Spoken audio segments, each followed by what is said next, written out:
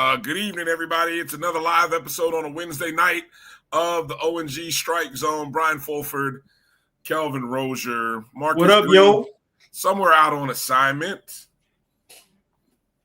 Hopefully, I'm not sure. Did Marcus say he was joining us tonight, or what was the story there? That's what we call it, out on assignment, or playing hooky. Well, That's a good question. That's a good question. I don't know if he's gonna make it second half or not. Okay. I don't think we got clarity on that. No clarity. No clarity. All right. Well, it's good. Huh? I was just gonna say you've been leading into it. It'd be like two of our scheduled guests. Yeah. You know, we got all kinds of folks canceling on us. You know, we're not used to that. You know, we don't get too many folks that cancel on us, but it is what it is. I don't know. Maybe we put the link to join the show in the chat and let people come join the show. It is JSU week. Yes. Hashtag beat JSU. Everybody put, you know, if you want to see the Rattlers get a win, put hashtag beat JSU. I need everybody right now to retweet this link. If you're watching it on YouTube, Facebook, on Twitter, I need all the Rattler Nation to retweet and just put hashtag beat JSU. That's all I need y'all to do right now. You know? They coming to Bragg Memorial. It's been the last time they came was what? The first year of the Simmons era, wasn't it? Yes. What was that, about 2018 or 19, right? Yeah. It's been 2018 and the infamous final play mishap where, you know, we forgot to spike the ball or whatever happened. And had we spiked the ball, we would have beat them. Probably, but we would have had the opportunity to beat them because we would have been able to run the field goal unit out there. But anyway, needless to say, you know. But anyway, looking forward to a good week. It's good to be back. I gotta first off give a shout out to Keith Hadley, to you, Kelvin, Tashay, and Ashley. I had a hell of a time. I enjoyed just being a fan and watching you guys talk about the show, man. It warmed my heart. I told y'all this privately, but I'm gonna say it publicly. I felt like all of the hard work that goes into kind of trying to make this show happen without, you know, because that's when you know you got a good show. When the show when next man up and the show can roll on without you. And man, y'all did a great job. And I really, from the bottom of my heart, you know, Keith did a great job as I called him Keith Petty, you know, kind of like QB1 stepping in there and, you know, man, slinging the rock with his own style and flavor. And Keith did a great job, man. You know, I feel comfortable. Should there be another week coming up anytime soon that, you know, man, Keith can step in and handle the QB1 duties, man. He did a great job, man. And so it was a lot of fun. And I love that young energy. You know, they bring in their own style and spin, but you know, they also bring in some fresh thoughts, ideas. And I love the educational theme because we always talk about on our show, we're here to educate and to tie in the educational themes. Of course, we had a couple of teachers on also, but it was a lot of fun, man. And yeah, they're great. And we definitely will have them on more often. Most definitely. So a great job. Hopefully you guys enjoyed it. If you didn't get a chance to catch the show live on Monday night, it's available not only on our feed, but I know it's available on our YouTube feed. It's also available on the Fangs Up podcast feed. You can go even watch it on the BCSN Pod Zone. All of the podcasts that are part of the Black College Sports Network, BCSN Pod Zone, on your favorite Pod Zone podcast apps and everything like that. And I echo these sentiments exactly, Marcus. I mean, you know, it's kind of refreshing to hear Tashay and Ashley. I mean, they know football, you know. I mean, it's a beautiful thing. So, you know, if you were one of those people that that thought that women can't talk football, well, you were sadly mistaken. I mean, we got some talented ladies that cover FAMU football and love FAMU, and they know what the hell they're talking about. So that was good stuff. It was great stuff. So hubba. Yeah, you make sure to check them out tomorrow. You can catch Keith Fangs Up podcast on Thursday, and then I think that's about 8:00 Eastern, right. And then about 9:00 Eastern, Fang Exchange is where you can catch Ashley and Tasha. So it's like a doubleheader on Thursday night. So we got to keep that train rolling.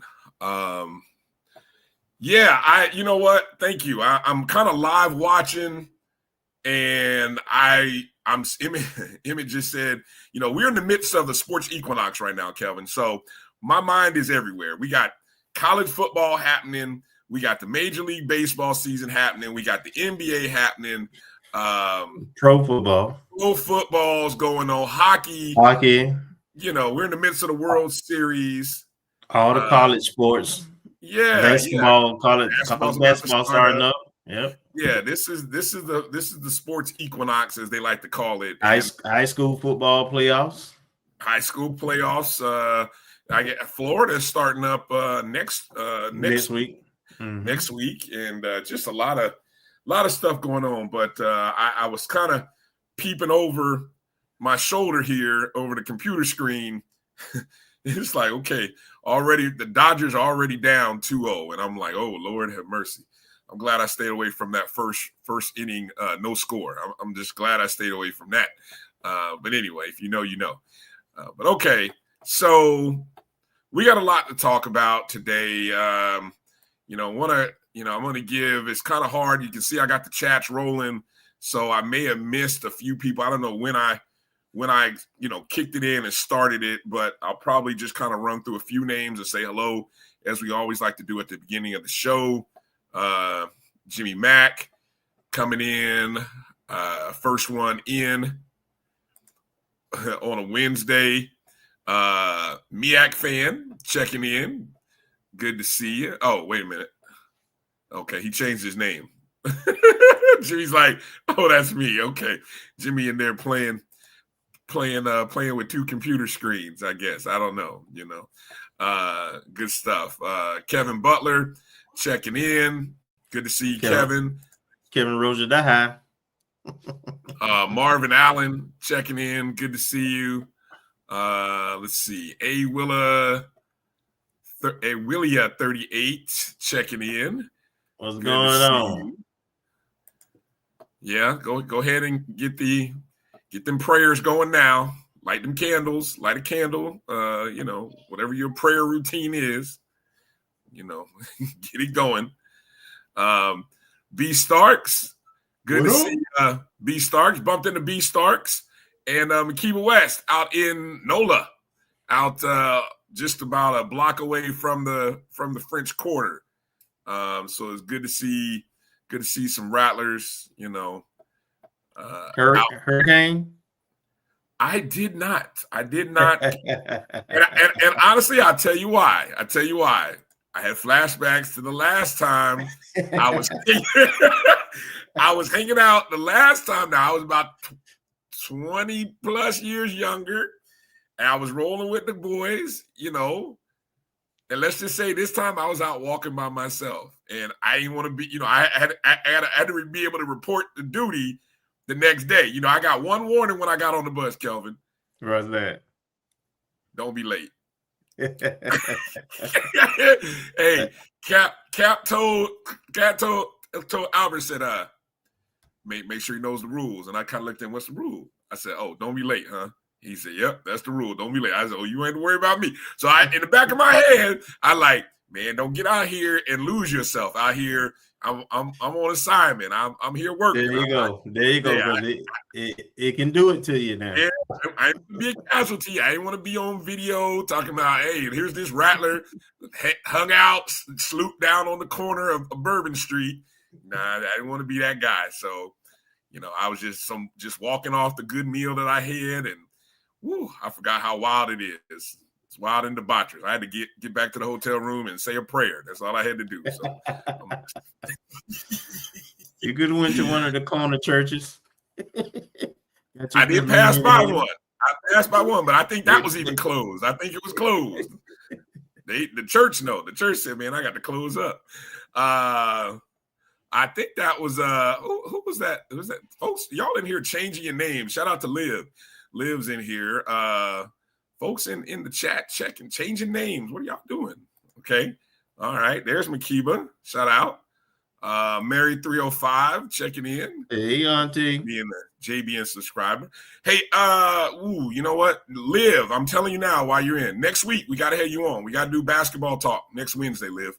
So I already hit Liv up about coming on Sunday on the Sunday night show to kind of talk about some HBCU talk in general. But if you're still watching, Liv, check the DMs out. Tamara T. Yeah, I noticed Tamara T. It's hard. Everybody's getting a new ID now. Is YouTube doing something different now? They're putting all these different numbers. Yeah, look at all the names. Everybody's got different tags and stuff. Shout out to Ashton. Marcus checking in. Good to see you, Marcus. Thanks for being a JBN subscriber. Yeah. I don't know. AWMS. Big brother's watching you. Yeah, Gail. Good to see you, Gail. Thank you for being a JBN subscriber as well. There he is. Keith Petty, I like to call him, checking in. Good to see you. Thank you for checking in. Good to see Tony checking in. See, I tell you, they're changing everybody's name. JT in the house. Little baby in there. Hey, big little baby. Yeah. Campbell in here. Big game week indeed. What's going on, Jacktown? Ron Jab in the house. What's up, Jab? Erie Young checking in. What's up, Erie? Drea 349. Give us an update if you got one on that Florida State FAMU softball game too. Yeah, softball has been rolling right now. I think we won the 2 games last week. 1 game this week, kind of 3-0 heading into this game against Florida State today. Convincingly too. Yeah. James is dropping some breaking news. I don't know what that's all about. We know there was a story that was recently posted there on the Rattler Nation blog spot. I don't know.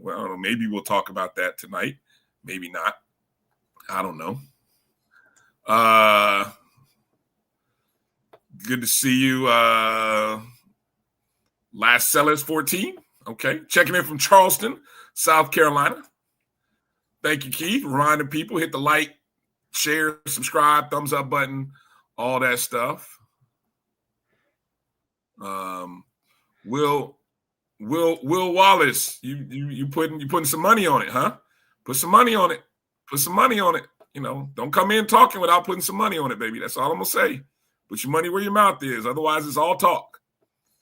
Watch JD TV checking in.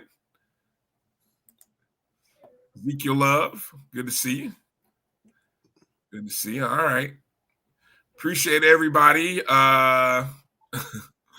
We got people out, other people in the SWAC, rooting for, people outside of, there's a lot of rooting interest for FAMU, especially from Alabama State folks. They're going to be rooting for the Rattlers this weekend, obviously. Good stuff. If I missed somebody, I apologize to you. I see Chuck Hunt. There he is, checking out. Good to see you, Chuck. Checking in.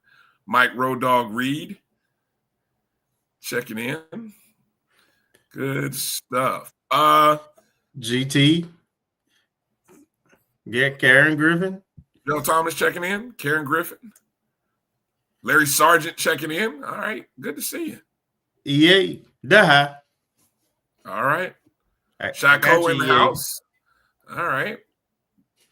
Bull in there. Okay, thank you. See, they changed the name. That Kevin Butler, that's Bull. Okay, see, yeah, but YouTube is changing everybody's name, so just be aware of that. I don't know. Jesus, I just saw a Bull put.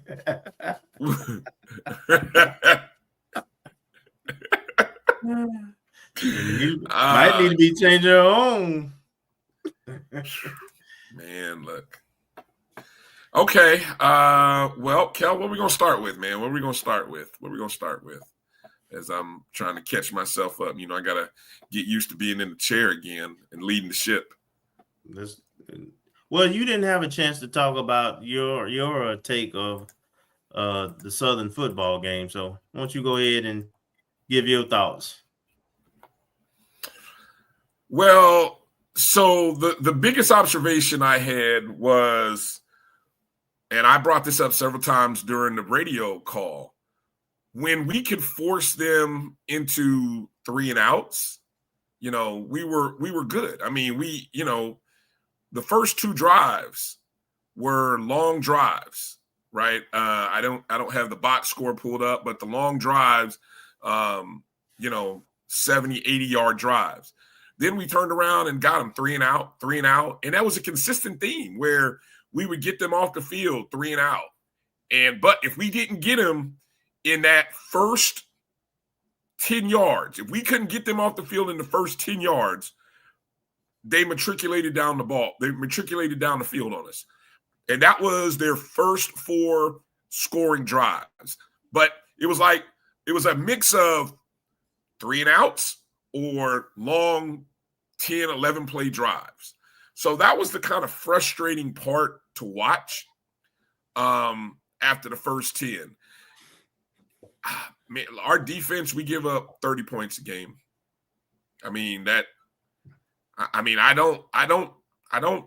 It's very hard to live when you have to rely on shootouts. All right. But, is that who we are? Is that what we're going to have to live on? I mean, it possibly is, and I know you guys talked about the in-game adjustments. I was glad to see a little bit of that, better late than never. So that did occur. But offensively, what was encouraging but also frustrating is still at times the penalties that take points off the board still seem to, grab us almost more than maybe dropped or missed opportunities. I don't know if you did an analysis at the end of the year, or at least up to this point, and said, which is killing us more on offense? Is it the penalties that are taking points off the board, or is it the either drop passes or overthrown balls or missed plays that could be scoring plays? I bet it's about 50-50 at this point, and so again, we're thankful we've got Daniel Porto. I saw Tashe rolling the R's. That was nice.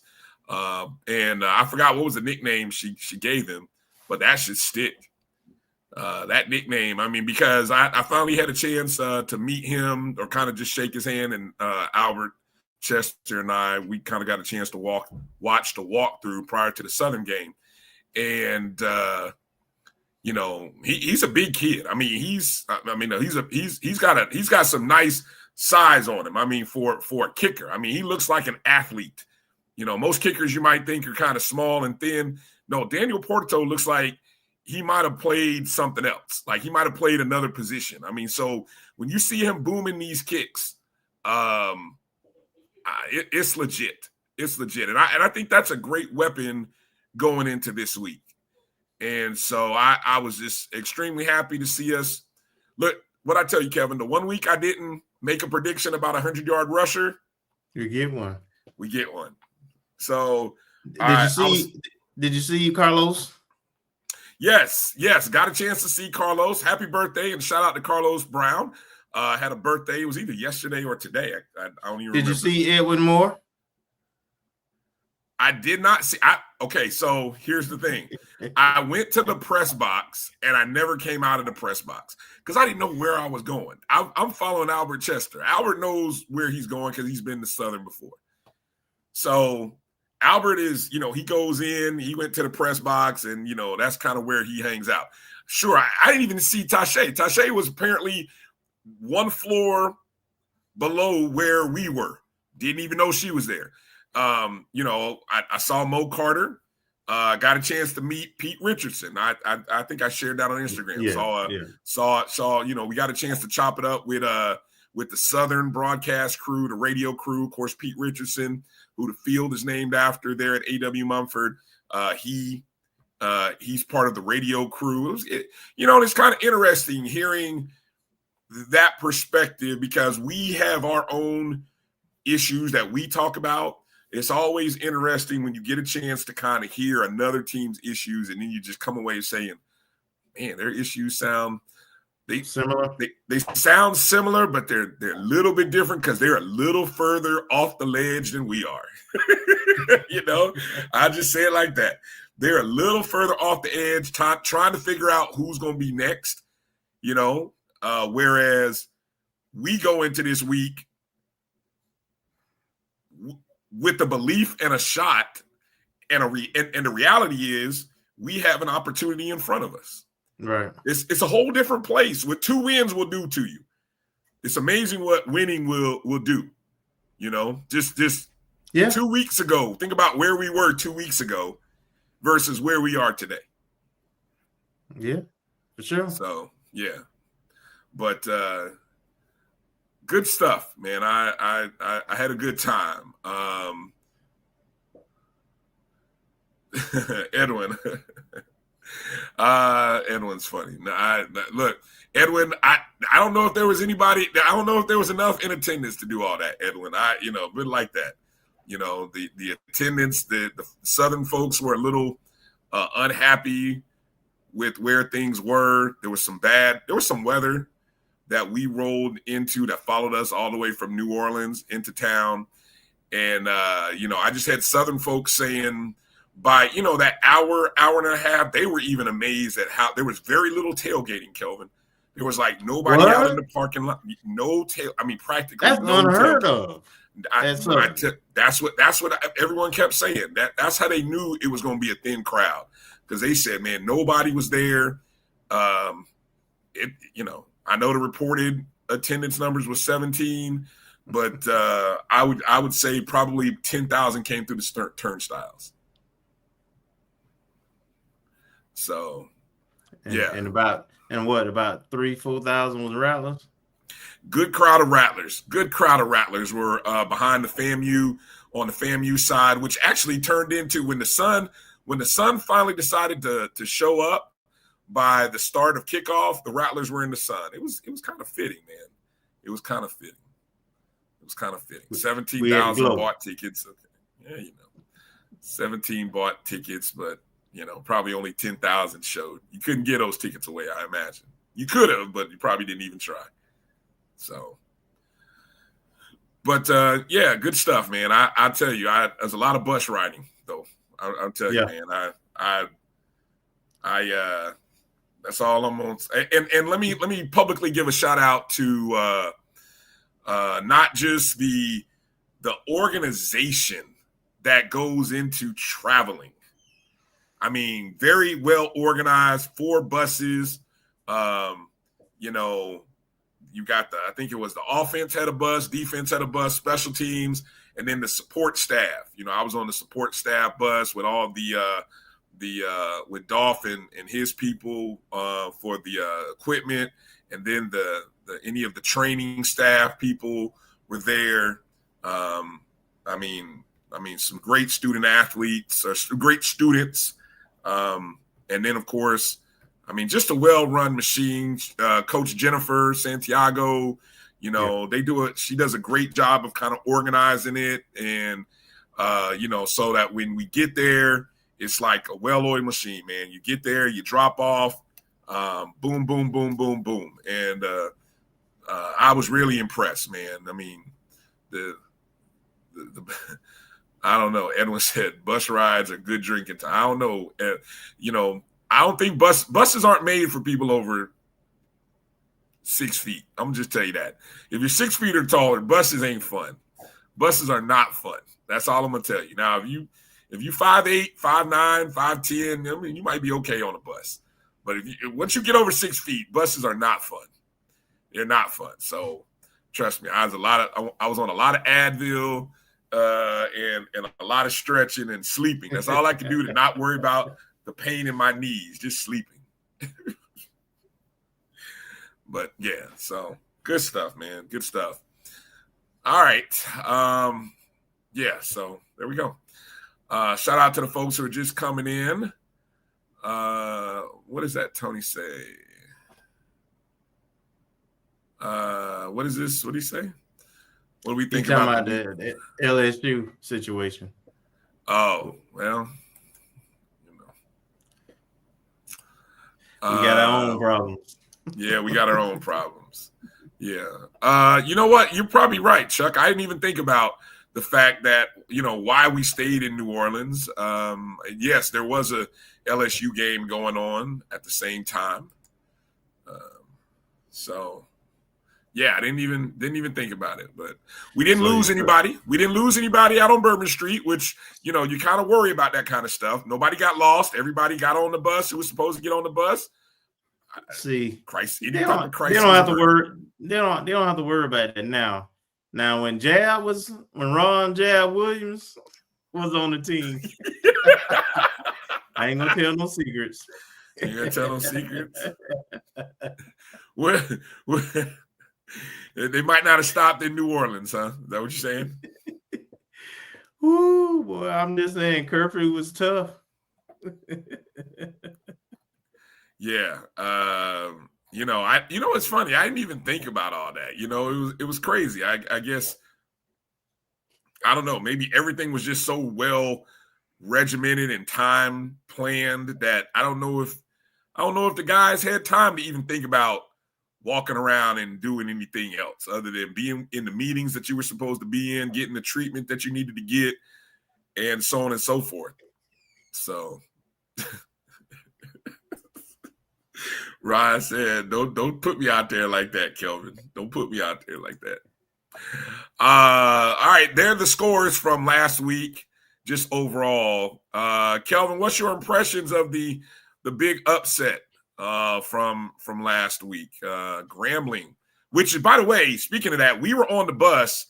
So after our game finished, that was the first thing. By the time we got to the bus, right in the middle of the fourth quarter. And so the few of us on the support staff, we instantly were going to the phones to watch the end of this game.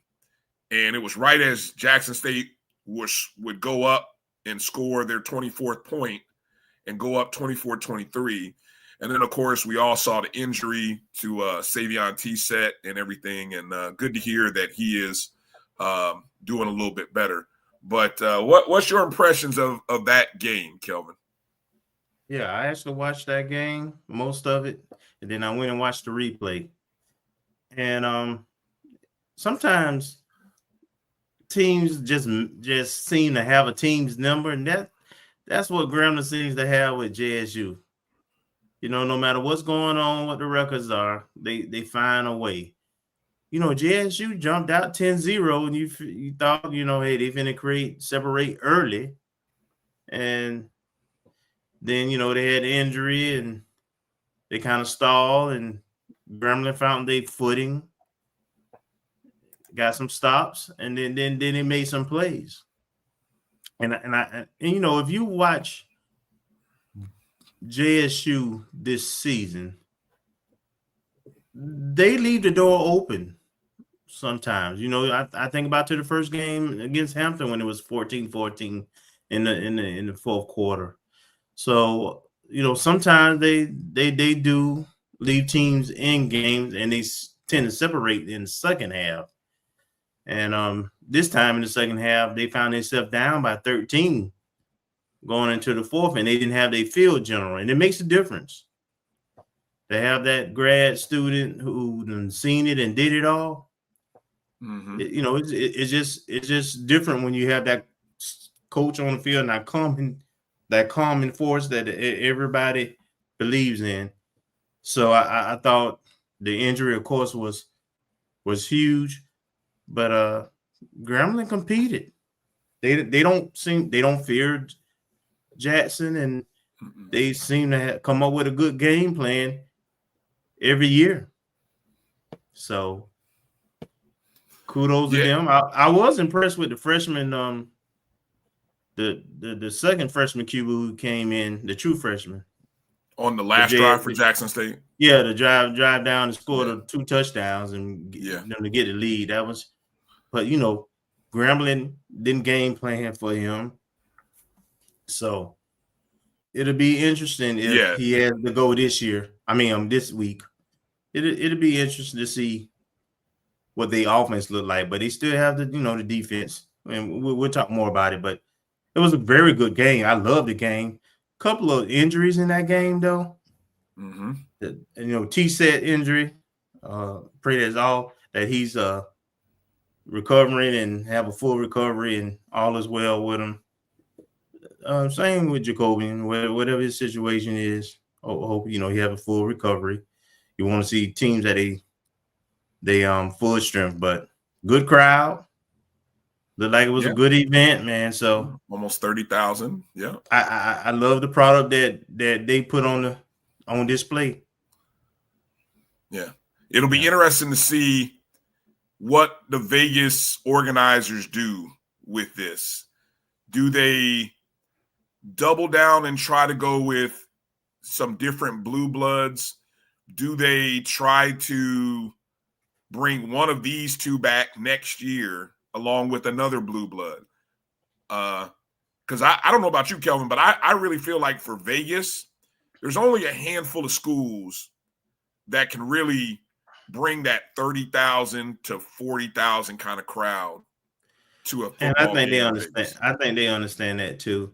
And I would tell you that one of the people locally behind it, who's I think been a part of the commission. I don't know if he's on the commission still, but he's a influence. He's a Grambling grad. So I heard that.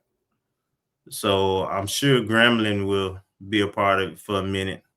And they probably want JSU back, but I know that they're interested in FAMU, if not JSU. So at some point, I would imagine we'll get approached too. Yeah. Well, we'll see. We'll see. I hope we get a shot. I would have loved to. So, we'll talk about this later with Doc.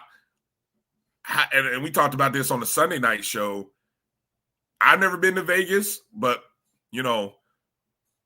there are considerable debates happening in different places about how this might, and I use the word might in capital letters, might affect them because it is not normal. And for anybody to try to tell you it is selling themselves and selling you some wolf tickets. So how they overcome the travel, the atmosphere, the time change, and then getting on the road and going on another trip the other direction. I'm not saying it can't be done, not saying it is hard. I'm not saying it's easy. It just is something to take into to just observe. And it'll be interesting to see how it plays out. Maybe it doesn't have an effect. I would tend to think if it has an effect, it might show itself in the first half of the game. I don't know. We'll talk about that a little bit later in the show. Just looking at a couple other scores of note. I don't know anything caught your eye, Kelvin, outside of the blowout by Alabama State, which I did not see that kind of blowout happening. Bethune-Cookman has scored over 30 points in 6 straight weeks. Yeah. Over 30 in 6 straight weeks. That's pretty scary, pretty impressive. They back. Yeah, they back. They are definitely back. They like the Undertaker.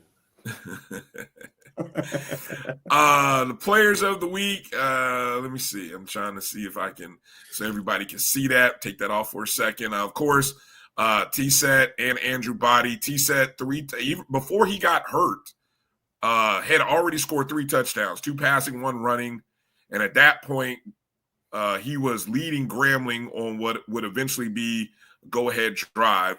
And then, of course, Andrew Body, 6 total touchdowns, 5 of them passing. Just ridiculous numbers. But there you go. Daniel Porto for the second consecutive week, specialist of the week. And the second week that a Rattler has been the newcomer of the week, Jamal Haley. 150 something net yards and 3 touchdowns, including a 56-yard touchdown run, the longest touchdown run of the season. Yeah, and a couple of them was untouched. I saw some of the best blocking I've seen, as we said on the show Monday, both from the tight end wide receiver spot as well as the line. Those guys stayed engaged. They did a really, really strong job for the most part. Yeah.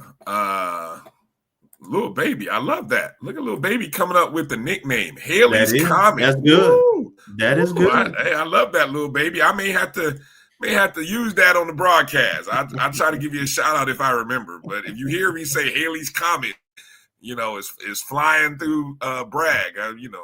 Just know that's for you. That's good stuff, Little Baby. That's good stuff. I like that, Little Baby. Good job. So there we go with the standings. You got for somewhat in some, for just the purposes of the stats, you got a 3-way tie in the East. Of course, Jackson beat Alabama State. Alabama State beat Bethune. Bethune and Jackson State still have not played. And of course, we have not played Jackson State, who we play Saturday, or Bethune yet. So, still some drama left in the East. No matter what somebody else, still drama left in the East. No matter what some people may say, still some drama. Florida, in other words, Florida still got something to say in this thing. Florida still has something to say. Somehow, some way, Florida still has something to say, for sure. Over on the West Side, Prairie View sitting unbeaten. Is it this? I don't. Hold on. Is it this week? Is this week the game? Yes. With Alabama State. So yeah, big game coming up. And number one, tied for number one in the East versus number one in the West. Where the line? That game is where? Where's that game? Prairie View? Prairie View. Woo! Hey, what was Coach buying tickets? Is he buying tickets? I would not be surprised. No, he put out a video. He's buying 100 tickets. He tried to not embarrass the people by saying those folks who were impacted by the the shutdown and everything. So up to 100, he'll buy the tickets. But at the end of the day, he already said, "Where the line? Where the line?" All right, we'll talk about the upcoming schedule here a little bit later in the show. Let's take our first break. Come back. Let's talk a little basketball and volleyball. Coming up at the top of hour 2, Doc Holliday of HBCU Overdrive will be joining the show. Of course, Doc is he's a JSU guy, but he does a great job of covering all HBCUs and the SWAC. So we had to make a change up this year in our in bringing on our Jackson State guest. But no, we'll talk to you after the game, Charles. After the game, exactly. Charles is probably like, "Oh, what? Y'all didn't want to invite me on the show?" And say, "Nah, we've done too much losing with Charles." He's bad luck. Yeah, he's bad luck. Got to switch it up. So Doc Holliday will be coming up at the top of the hour. The top of hour 2 here at 9:00 Eastern, 8 Central. But let's come back after this break, kind of talk about what's been going on with volleyball. Got our first weekend sweep of the season, or not quite weekend, but our first sweep on the road. So it's a good sign. And then we'll talk some preseason basketball exhibition games, men and women basketball on the other side. You're watching the O&G StrikeZone right here on the Black College Sports Network. We'll be back in just a moment. This is the Dean of the College of HBCU Sports, Kenyatta Cavill of Dr. Cavill's Inside the HBCU Sports Lab with Mike Washington and Charles Bishop. Come mix it up in the lab where the course lecture is in session every Tuesday from 6:00 p.m. Central Standard Time on Facebook Live, YouTube Spreaker, or the BCSN app, as we discuss all things about the HBCU sports culture, including exploring the week that was in the sporting HBCU diaspora. as well as the upcoming week of HBCU sports. With me, the Dean, the College of HBCU Sports, on Dr. Cavill's Inside the HBCU Sports Lab with Mike Washington and Charles Bishop. Course lecture dismissed.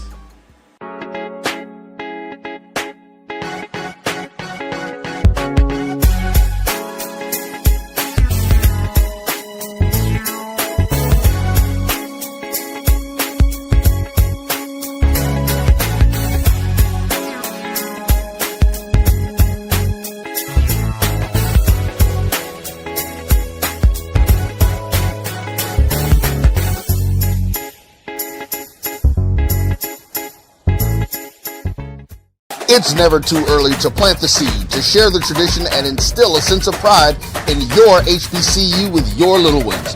HBCU Pride and Joy Children's Boutique helps you share your school spirit with a wide selection of adorable kids apparel and accessories officially licensed from your favorite HBCU. Visit hbcupridejoy.com and follow us on all social media at HBCU Pride Joy on Facebook and Twitter. For over 30 years, HBCU Image has been more than just an apparel store. We've been a movement, a statement, a legacy. We celebrate the pride, the purpose, and the culture that make historically black colleges and universities legendary. Whether you're a student or a lifelong supporter, our gear lets you wear your HBCU story with confidence and style. Because when you wear HBCU Image, you're not just wearing clothes. You're wearing culture. You're wearing pride. You're wearing purpose. HBCU. College football fans, the Cricket Celebration Bowl is celebrating 10 years of crowning an HBCU national champion. A champion will rise at Mercedes-Benz Stadium on December 13th as the MEAC and SWAC champions clash in Atlanta. Join us for championship football, interactive fan experiences, and iconic marching bands. It's an HBCU family reunion that you don't want to miss. See who will be crowned the next HBCU national champion. For event and ticket information, visit thecelebrationbowl.com.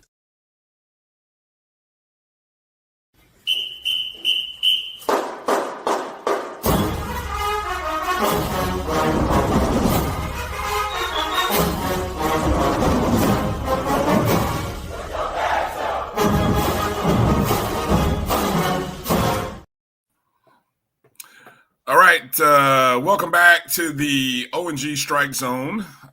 Bryan and Kelvin here. Good to be on with you.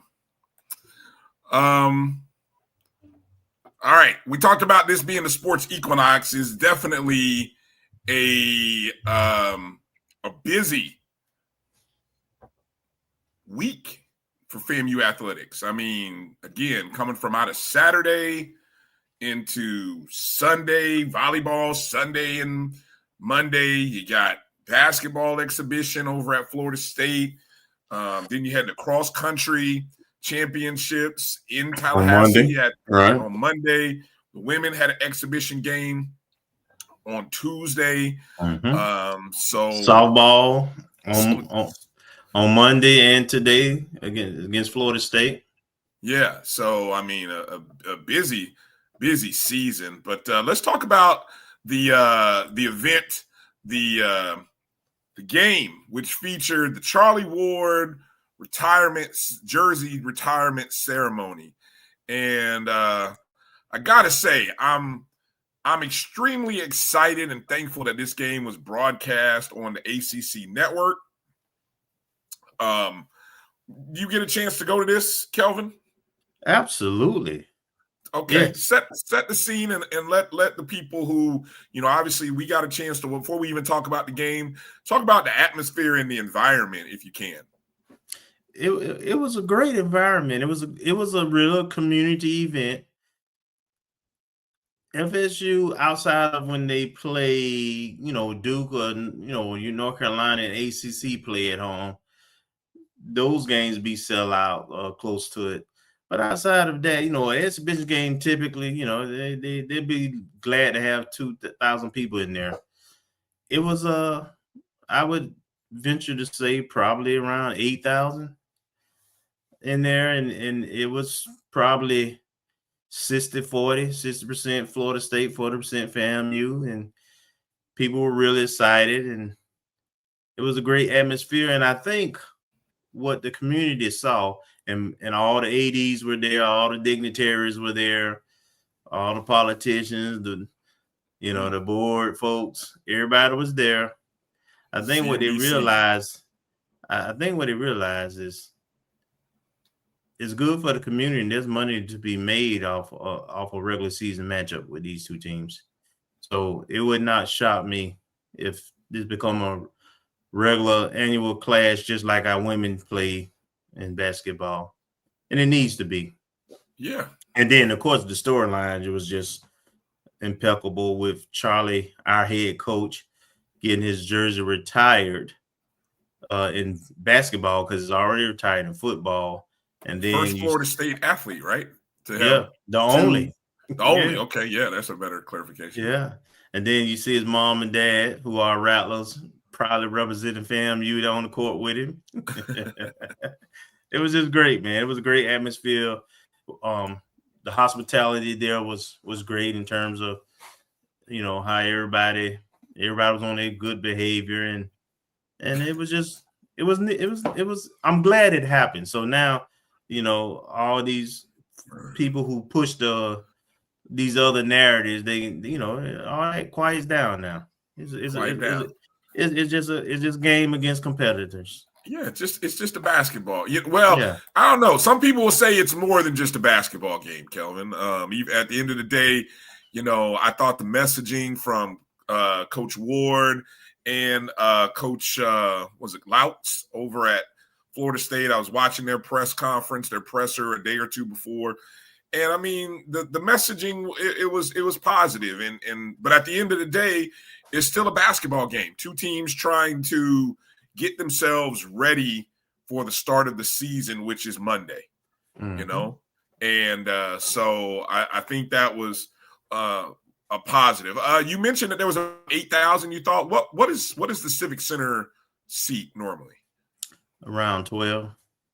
12, okay. 12. And they added 12, suites. 12. I remember back in the day, that's including all that. Yeah. Oh, okay. So they do have suites though, I guess now, yes. Right? Yes. Okay. I remember back in the day they did not. So, but okay. But that was cool. That was good to see everybody there. And it was hard to tell where the FAMU contingent was as I was watching it, but you could hear the crowd, the fam, especially when FAM made some good plays, especially when FAMU had a good little run in the second half. And the first half, I thought kind of getting into the game here, the first 10 minutes of the first half was a mix of nerves and competitiveness on both sides. It was probably the most even the game was, because I went back and I was watching it up until, or let me say, at the last 10 minutes of the first, the last 10 minutes of the first half is when the game changed, and that's also when the foul discrepancy changed. Yeah, because we were down. Yeah, we were down 20-19. Yep. With 9:41 to play. And what's crazy is we had two different opportunities to take the lead, which I wonder what that place would have been like had we actually got over the hump and grabbed the lead in that game, right? But we were like right there. And then all of a sudden, Florida State pulls away from us on an 11-0 run before we even get our next bucket. And it was probably eight of those points came from the free throw line. Yes, they did. And there you see the final score. And then by the time you looked up in the final, so they closed the game essentially on a 25-5 run. That's how the game, because again, in the second, 20 in the second half, they closed the second half. The last 9 minutes and 40-something seconds was a 25-6 run. Just didn't make shots. Yeah. You just couldn't make shots. We had some good looks, just didn't make shots that game. And the most comical and best part of the game to me was when the referee gave Charlie a tick. I saw that. It was hilarious because everybody knows Coach Ward is not the demonstrative guy. You know he don't curse. So he really couldn't have done too much to deserve a tech. And then the fact that he get a tech on his first game, exhibition game as a coach, when his mom and dad and his jersey's been retired. I mean, it was just. But that's how the game got called in the last 10 minutes of the first was half. there any? I saw the quotes. I think from Vaughn's article on HBCU Game Day. Like you said, he doesn't curse. I can't even imagine what he could have said that would have got him a technical.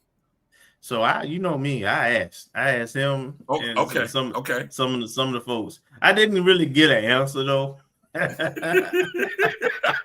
I got that. I got a bit chuckle and laugh, but I didn't really get an answer. Is it possible that it was somebody else on the bench? Like, because a coach will get a head coach will get because trust me, I have been an assistant coach and said something that got a technical called on a head coach, and it's like, oops, my bad. I didn't think you heard that. Well, I'll just say this, and I heard this sentiment. I would tell you in the stands, and my understanding, some of their players and coaches said it after the game. That last 8-9 minutes of that first half, they doubled. Up until the end, the foul description was about 2 or 3. But that last 9 minutes of that first half, we had double the fouls that they had, a little over that, a double, I think. And the game was definitely called differently. And so coach was, engaging the ref because it really was like one ref in particular. He was engaging the ref. I mean, asking them questions because there was a lot of questionable calls, to be frank. But he, in his own quiet way, he was kneeling down by the scorer's table. And I guess the referee, that particular referee, just had in his mind that it was a good idea to ring coach up, and he got booed. Oh, definitely should got by everybody, Florida State fans included. Yes. You deserve that, Mr. Referee, whoever you are. Maybe you don't get invited back to Tallahassee for any games this year. I mean, come on, man. An exhibition game, and he must not have been there for the pregame ceremonies. He must not have known what was happening. You know what I'm saying? I'm like, how do you give a tech? I mean, not even a warning, not even a bench warning. I mean, come on. And the man done cuss. So I'm like, what are you doing here? Right. Got to give a shout out to Tyler Shirley, who had a great night. He got game. Yes. 25.7 rebounds in 34 minutes. For those of you who may not be familiar with Tyler, he's a Gary, Indiana kid, transfer from Clayton State. I believe he is. Let's see. He's one of the returners from last season. But he didn't play because he was hurt. Yeah, he only played 3 games last year. I'm looking at the stats from last year. Mm-hmm. But he's a 6'8" forward, and he showed up. Absolutely, he can play inside and out. Yeah. Jaquan Sanders had 9.7 assists. Looked good. Micah Octave had 6 points and 6 rebounds. And Anquan Bolden Jr., 7 boards. Yeah. And we still didn't play a couple of guys. Sure. A 7-footer. We bringing them along slowly, coming off a ACL injury. He's fine. He's practicing everything, but they're going to take their time incorporating them in. So he's not getting game. He didn't get in a game action. And then there's another player who will be at some point hopefully introduced into the lineup too. Yeah. All right. So a good debut or good end. Rattlers go, get some good work. 1-1 in the exhibition and the 2 exhibition games. Of course, reminding everybody, especially that's the home schedule. So the first home game is actually November 8th. I believe that's November 8th against Kennesaw State. Yep, that's a Saturday. So that's a Saturday. So that's a 1 o'clock Saturday. But the home opener, or excuse me, the season opener is Monday in Tampa against USF. So I'm trying to figure out, damn, that's a tough one, Kelvin, because I'm supposed to be going to practice that night. I'm supposed to be doing a show that night. All these things are happening, man, I don't know. Can I do a show from South Florida in their media room? Because I know where the media room is, and it's usually unbothered, untouched. And I'm wondering if something has to sacrifice, Kelvin. In order for me to be at this game, something has to sacrifice. Either practice or the show. Practice? We talking about practice? Yeah. I gotta figure this out. I gotta figure out how I'm gonna make this work. There's too much going on. But anyway, for those of you who are gonna be in the Tampa or Central Florida Rattlers, head on over to South Florida Monday night against the Bulls. 8 p.m. Eastern is the first tip. Is the tip-off to the season. So let's have a good crowd out there. The women team had an exhibition game on Tuesday at home against Valdosta State. We talked to Coach Gordon a couple of weeks ago about that, and what didn't get off to a good start. But it's an exhibition game, so we're not going to worry too much. But what's your observations on what you saw in that game, Kelvin? First half, she rotated a lot of players in and out. Valdosta had a point guard that was really, really athletic, really, really quick, very fundamentally sound too. Valdosta State Division II, they went 30-3 2 years ago. Last year they had a winning record, but they were more middle of the pack. So they have some players, they have some athletes, but in terms of our team, I would have liked to see us finish in the paint more. We were a longer team, and we missed too many gimmies in the middle, I thought. And then also we didn't have a bunch of turnovers from the point guard position, but a lot of times when we were passing, I thought we overpassed, and we also was telegraphing our passes, and our ladies inside, they fumbled the ball a lot, right, when they did get the passes. So just need to clean up. And then the one thing that I did not like, though, hustle. We got out hustled tremendously. Whoa. They would, Valdosta State was, first to the ground on the floor. They were sprinting back and forth, and and I saw some ladies that kind of on our ladies kind of jogging, and after making the turnovers, I didn't like the body language. I really didn't. And then we kind of, we stayed in striking distance at the half, but the second half, we really didn't respond at all. We that's where we really got blown out that second half. So, hopefully we're reset and be ready for the start of the season. Well,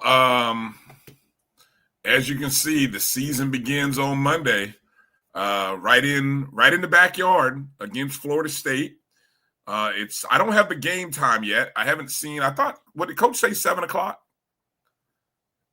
I believe that's 6:00. 7 or 6 o'clock. She said that on the show, even though it's not listed on the website.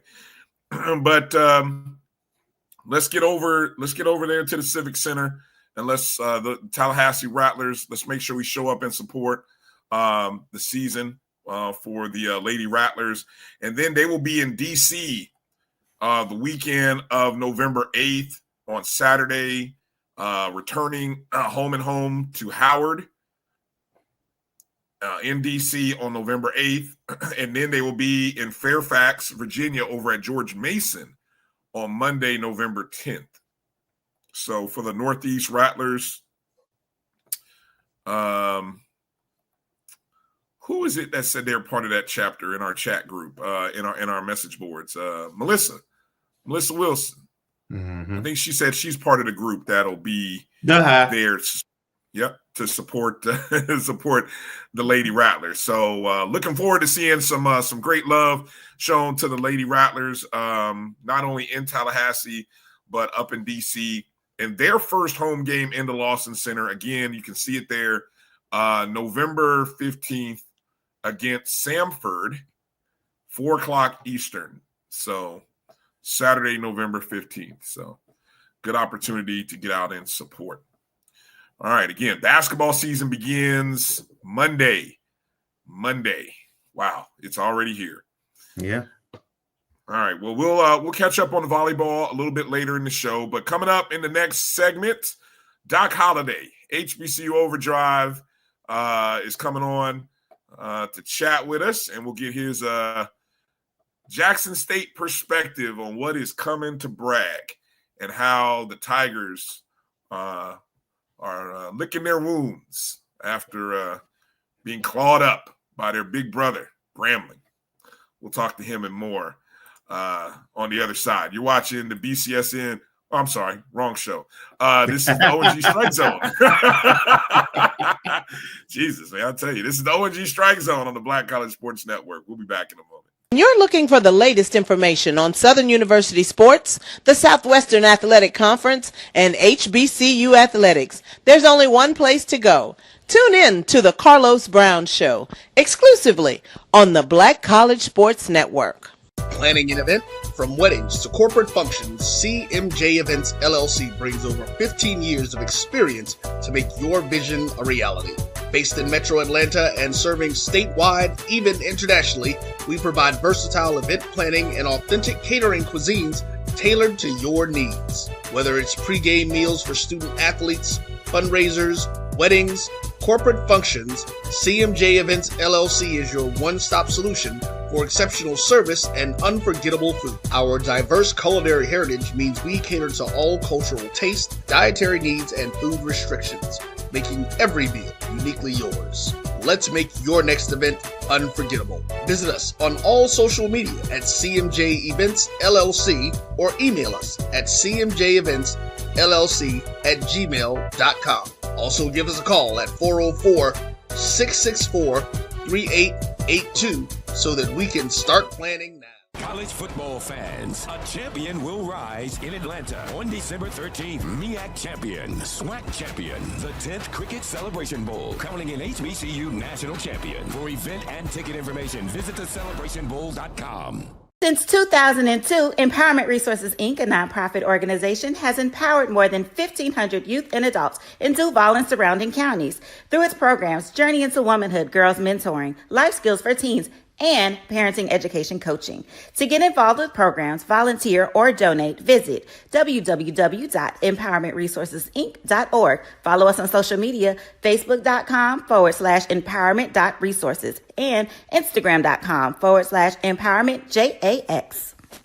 For over 30 years, HBCU Image has been more than just an apparel store. We've been a movement, a statement, a legacy. We celebrate the pride, the purpose, and the culture that make historically black colleges and universities legendary. HBCU Image, a Kenny T's company. ESPN Events presents Red Lobster Band of the Year. Returning to Atlanta on December 12th, 4 bands will qualify for the big stage, where 2 national champions will be crowned. Follow us for rankings updates throughout the season, and join us on December 12th. For event and ticket information, visit bandoftheyear.com.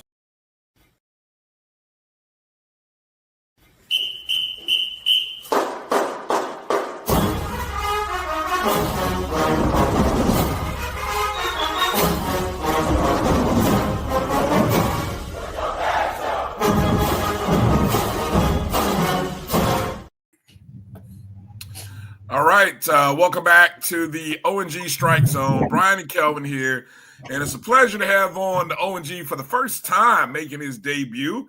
It's the host of HBCU Overdrive. Make sure you follow him on Twitter. Yeah, he done came on before. Second time last season. No, really? For the JSU, last season when y'all came to Jackson. Yeah. Oh, my bad, Doc. I thought it was Charles who we had put the kibosh on, but I didn't. Okay, my bad.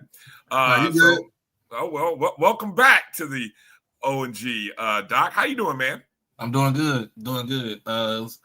It's cold and windy out here in Dallas, so of course you see I'm bundled up right now. we don't do that type of weather right now. I know it's about November. My bad, November.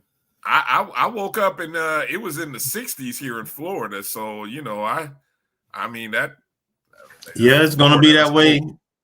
Well, it's gonna be that way this weekend. So it rained a little bit today. Starting tomorrow, the lows will be in the 40s and the highs will be in the high 60s. So by 7:00 Saturday, it's gonna be a little nippy. Yeah, this is perfect football weather, especially like I said, especially being here in Texas. It's perfect football weather. Very perfect. Okay. So, Doc, for anyone who's not familiar, Doc is, of course, he's a regular on the SWAC conference calls. If you ever check out the Monday SWAC football calls, you hear him. You can always, if you're not following him on socials, if you're not on Twitter, HBCU_Overdrive. Also on YouTube, look up HBCU Overdrive. Let's jump right into it, man. This is this is look, preseason. I'm one of those people that called it the game of the year. Obviously, not quite 1A and probably not even 1B, but I mean, right now, okay, it's worth talking about as potentially one of the more interesting matchups given where we're at this point in the season. Let's start with where Jackson State is after the game against Grambling.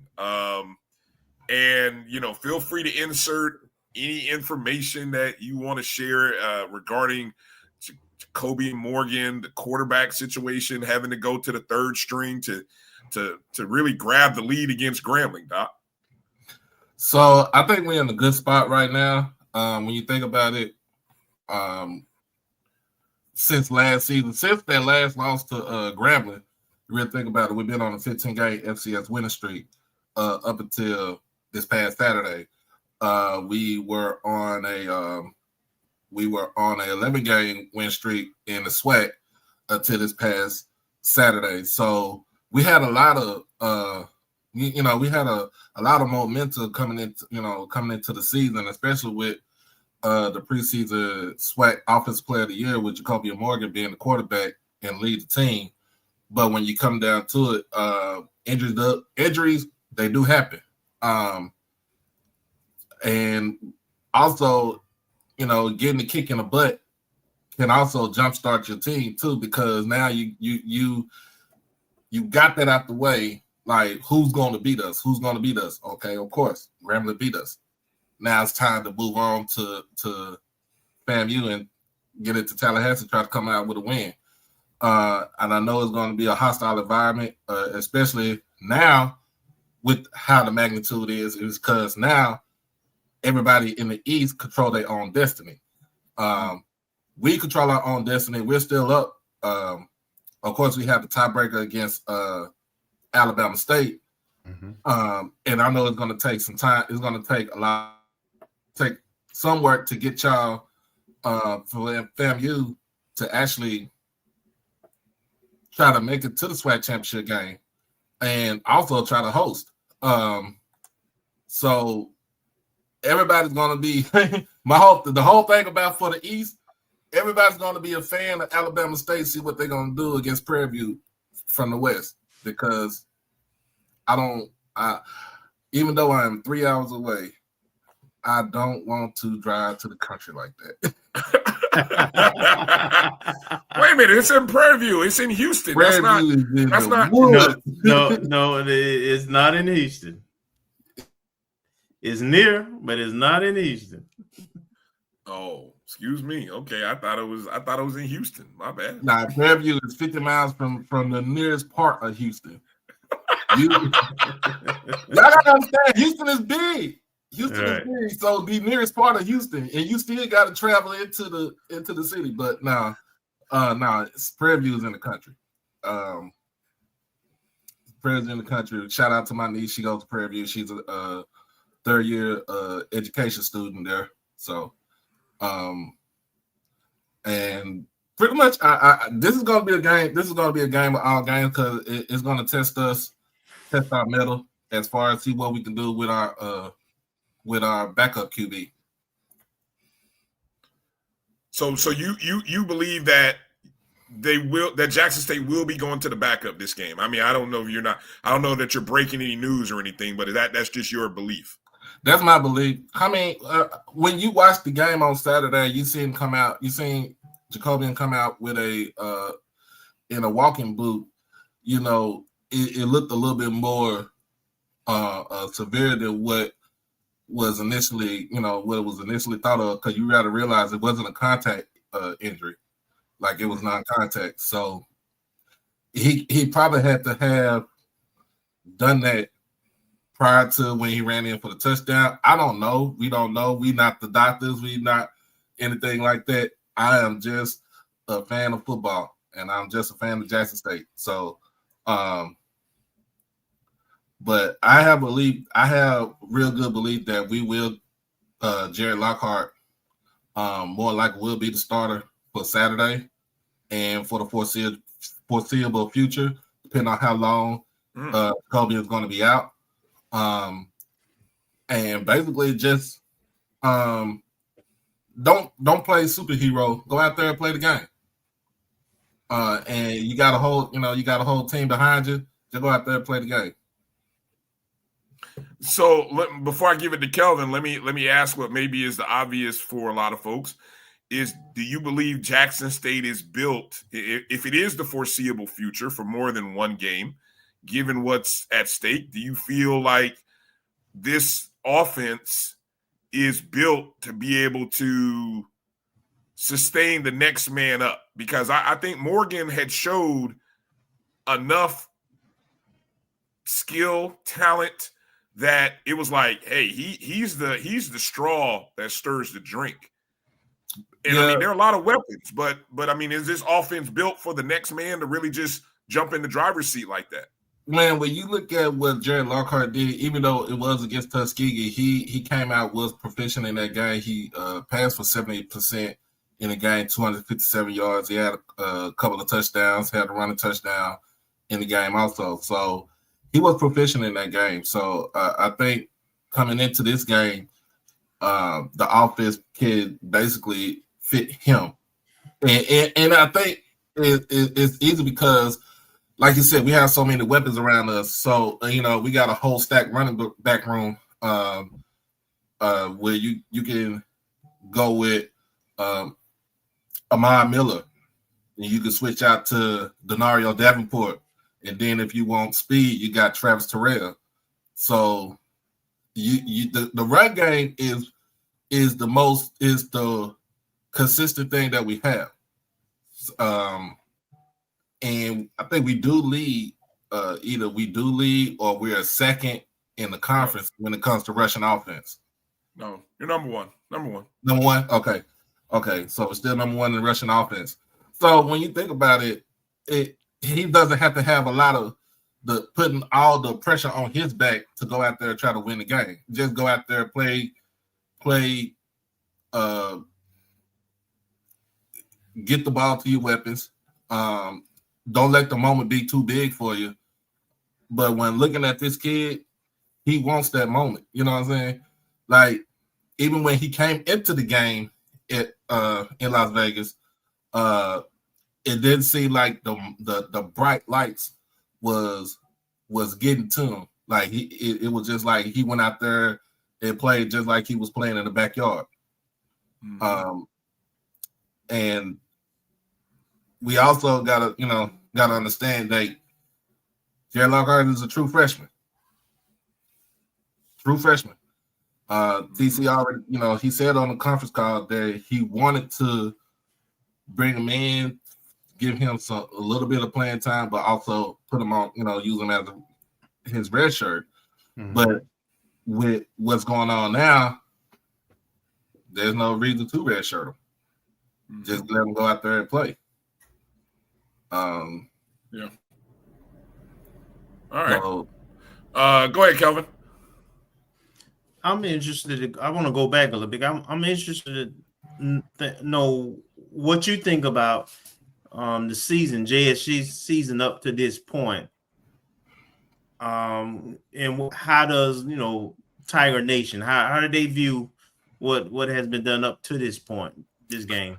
I don't know if you want me to get into what Tiger Nation want to talk about, but a lot of things they'll tell you.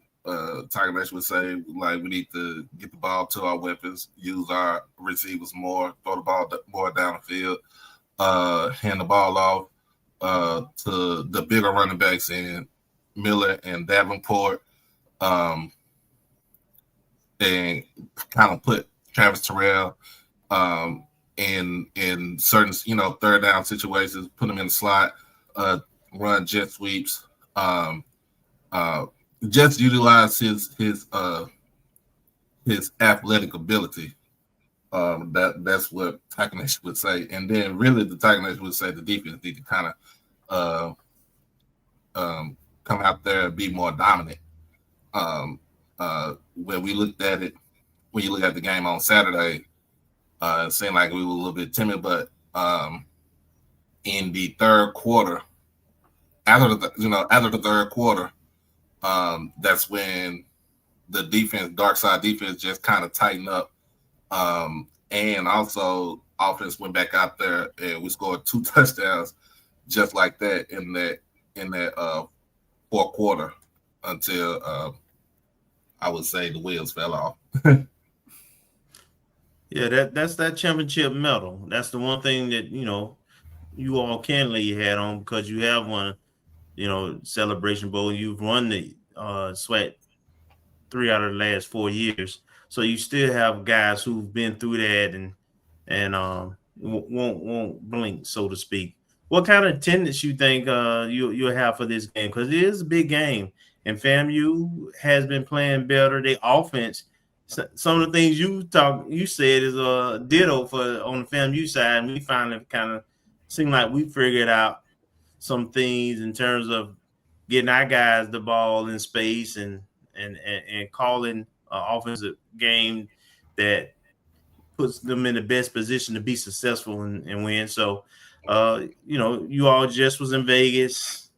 Now this is a game for the first place in the East. Mm-hmm. And then depending on what Alabama State does with Prairie View, it could be the deciding game in the East. Yeah.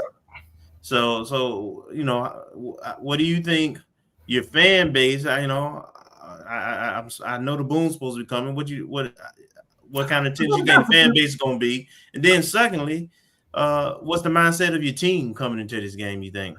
I think our fan base is going to show out in a pretty nice size. I can't really tell you how many people are going to be there as far as with our fans, but I know they'll come out there. They'll be rowdy. They'll be loud. Whenever y'all put us in that little small corner of the stadium. But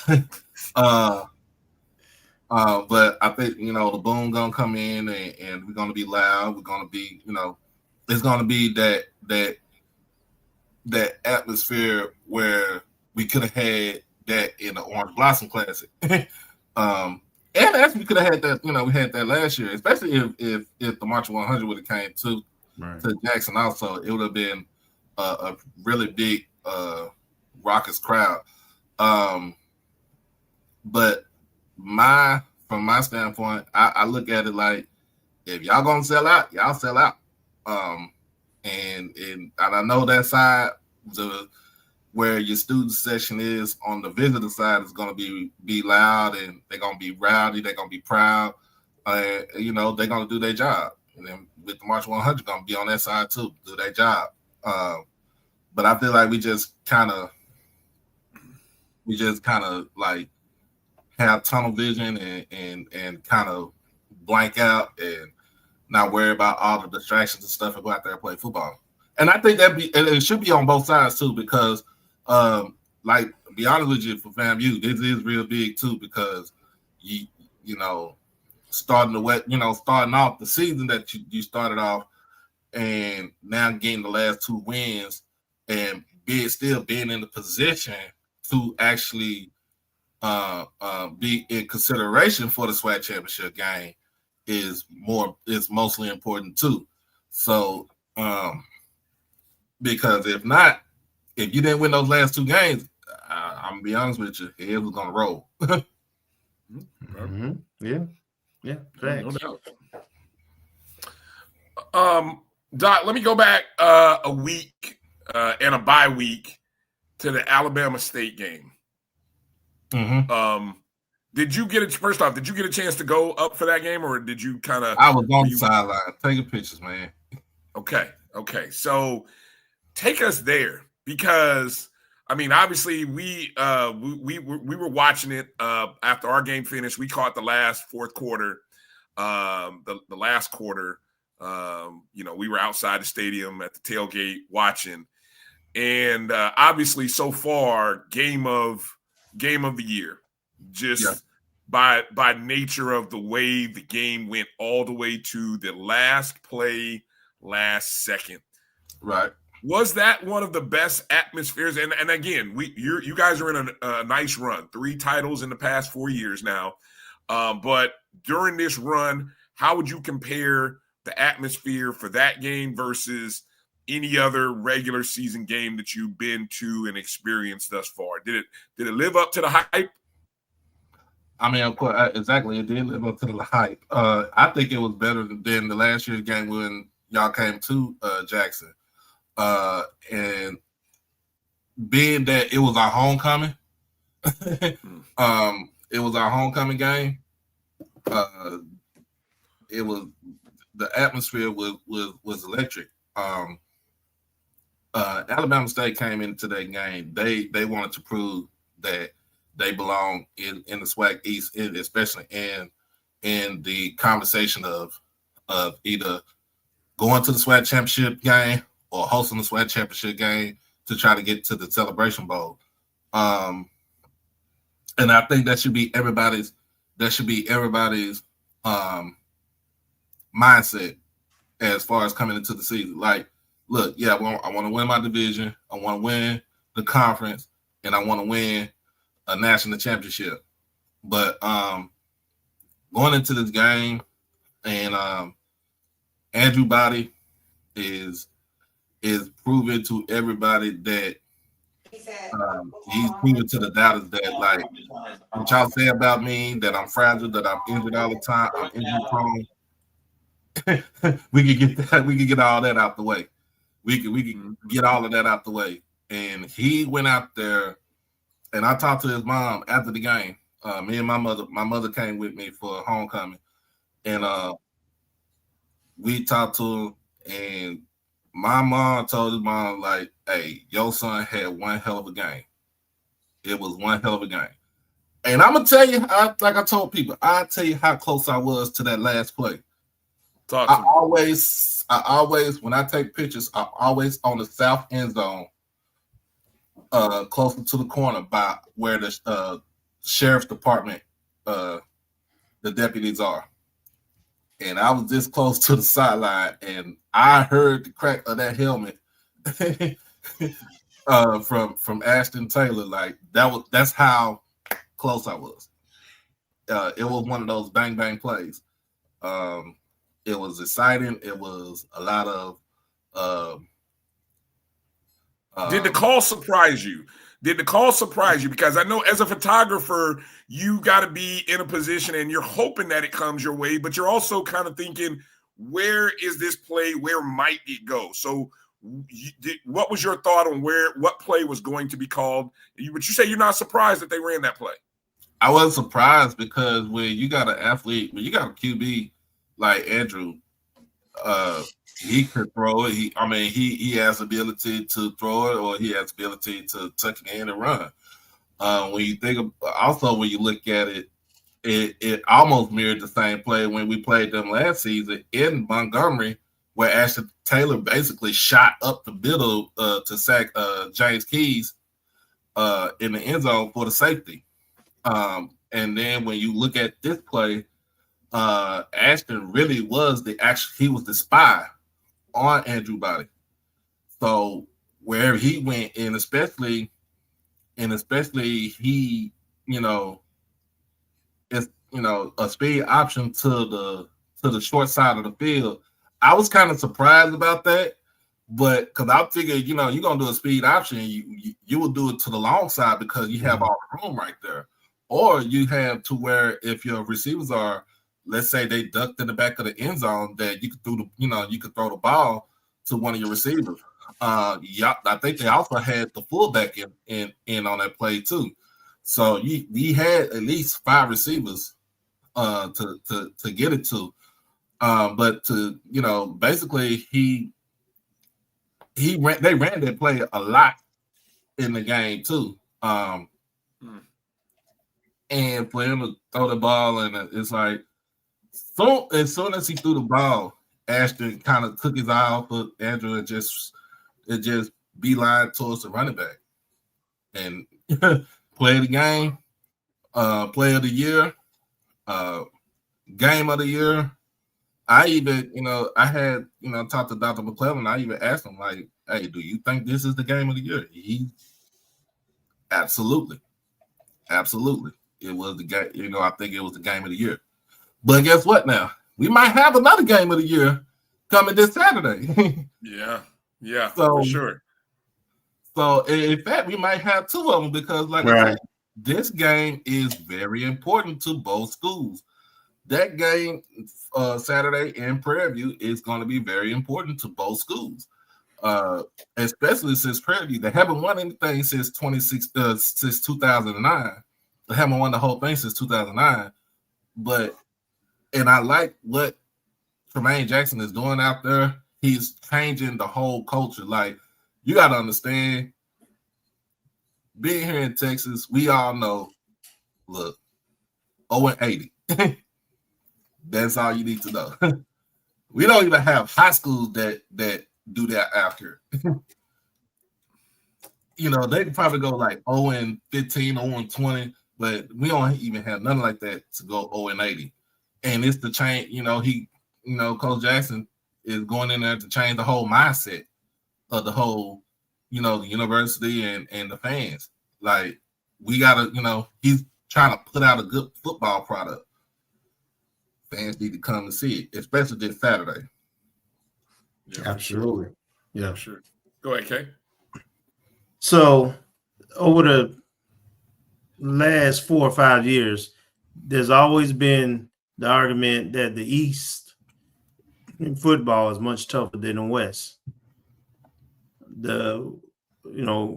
Grambling has won. Peer Review had a win over the East against us last year. But there's not a lot of victories over West teams, over the top teams in the East. Do you see anything different this year with the West? And I know Peer Review and Texas Southern are currently at the top. I don't think they played any of the top 3 or 4 East teams yet. So outside of Grambling played y'all, but that was it, right? Right. So in the East, in the West, I'll say like this: in the West, your season starts with that Labor Day Classic. Whoever wins that Labor Day Classic, either be in Houston or in Prairie View, you have a leg up on that, on the division. And for this season, for Prairie View to get that win against Texas Southern, and it was a close one. It was a close one. It was a close game. Last minute. It showed you what Tremaine Jackson is trying to do to that program, but it also shows you what Chris Dishman is doing to Texas Southern, because that's his only conference loss right now. You know, he started out the season 0-3. Of course, he had a couple of FBS teams on his schedule too. But to go in to win the last 4 games is pretty much it's a good sign. It's a good sign. And especially the last 3 conference games is a good sign for his program too, because he's very adamant, like, win the West, win the SWAC, go to the Celebration Bowl. He's not looking no other way. Even though he don't like being on that coach's call. He do not like being on that call, man. He do not like being on the call. But now, when you look at it, I like what the West is doing. It's down with, okay, of course, with Grambling winning against Jackson State, that puts them back into the rotation of going to the SWAC championship game. They're going to need some help because they lost to Texas Southern a couple weeks ago for their homecoming. And then, of course, they lost to Prairie View from the State Fair Classic. So now, yeah, you're going to need the help. You're going to need Prairie View to lose the last 2. You're going to need Texas Southern to lose 1 more, or at least 2 more, to put yourself into that mix. And you have to win. You have to win out. And they still got to play the Bama. They have to play the Bama schools. That's the thing. They got to play both of the Bama schools. They still have to play. I know Texas Southern should have to play Alcorn, and I think the last one, I think it's if I'm not mistaken, it's Valley. If I'm not mistaken, if anybody that can show it to me, just if I'm wrong, just correct me. I don't mind being corrected. Of course, with Grambling, they have to play. I think Alabama A&M. They got to play Alcorn. They also have to play Southern the last game of the season. It's surprising that Southern is playing the way that they are playing. You rarely hear that about Southern, especially in the SWAC. I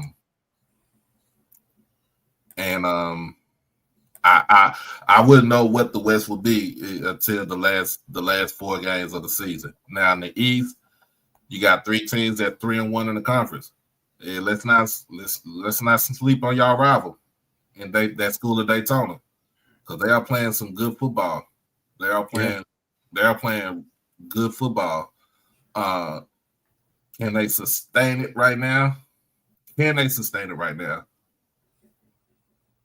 I think they could sustain it until they get to Jackson. And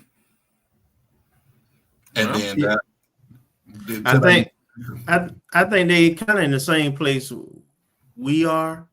Mm-hmm. And what I mean by that, we played really tough competition early, right? We played Alabama State Central. And we got into a part of our schedule where we playing a little bit less, and now we finna jump back into, upper tier team. And Bethune, they started off rough, losing 3 out of their first 4. Then they hit that stretch where they played some teams after they lost. Didn't they play Alabama State already? Yeah, they play Alabama State. They lost to Alabama State. That's their only conference loss.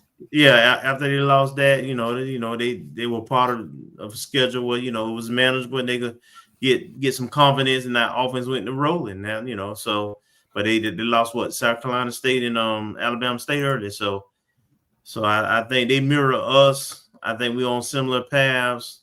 I'm just interested to see for this game. Mm-hmm.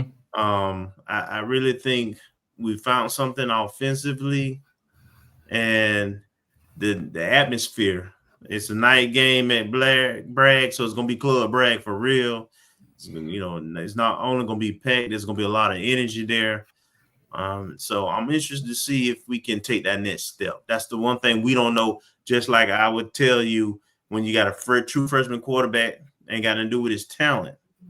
First game on the road in that kind of atmosphere, you won't know to he's been in the atmosphere, and you see how I respond to it, whether or not he can handle that atmosphere. So there's a lot of interesting storylines to that. But I really respect TC and what he does. Now my question is, who calls the plays? I thought TC called the plays last year. Look like your OC might be calling the play this year. Is that the case? So it's split between our OC, Rip Kirk, and his co-office coordinators is Rip Kirk and also Manny Ramirez. Manny Ramirez is the O-line coach, but he's also the run game coordinator. And then with Rip, he's the pass game coordinator, but everything's still finalized through with TC. This is something I always, I kind of tell people, like, watching that, seeing that Alabama State game at the game, that's the most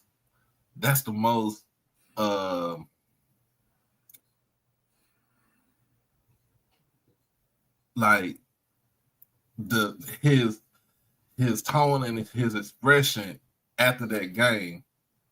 That's the most I've ever seen for TC. And I went to school with TC. Okay. And I went to school with TC. I think I'm a year before. I came in 97. I think he came in 98. So that's the most, excitement. Like he was pumped. He was pumped. Yeah. And in his mind, and this is TC, in his mind, the sweat still run through Jackson.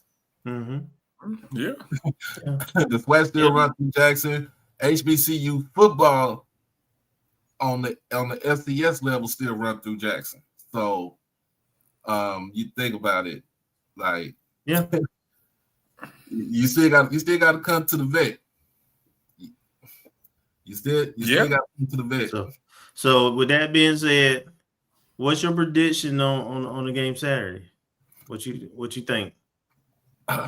Night game in Bragg. Y'all gonna have the LED lights out.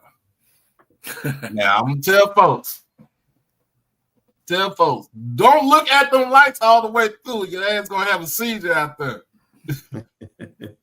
So no, but it's gonna be electric. It's gonna be crowd got to get into it, both sides. I'm looking to see like smash mouth football this weekend. You're gonna see FAMU try to run the ball. You're gonna see Jackson State. We're gonna, of course, running the ball is our forte. It's all about the coaching aspect. What Colsey gonna do when he's put in this situation? What TC gonna do when he's put in this situation? So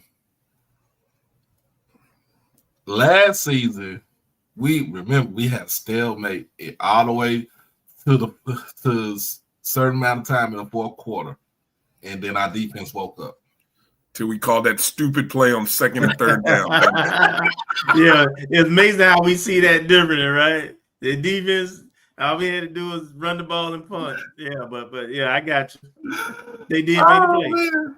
But now when you look at it, it was a stalemate. It was that was the best defensive game I've ever seen right there. And then we just defense just woke up, and of course making, that defensive play, and then turn around, get another turnover, and then we punched in for the touchdown just to see, that was the equalizer in the game right there.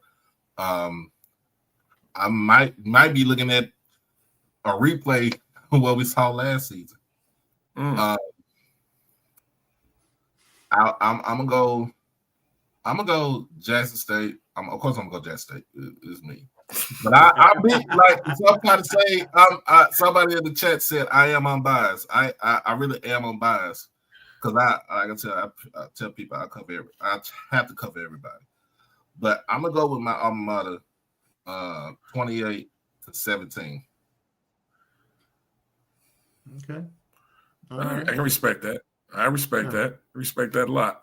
Let me ask you a final question, Doc, because you are again a regular on the SWAC coaches calls, And you said something that made me chuckle there about Dishman, Coach Dishman of Texas Southern, not wanting to be on there. So I want you to, you're there, you hear everybody, you ask questions a lot.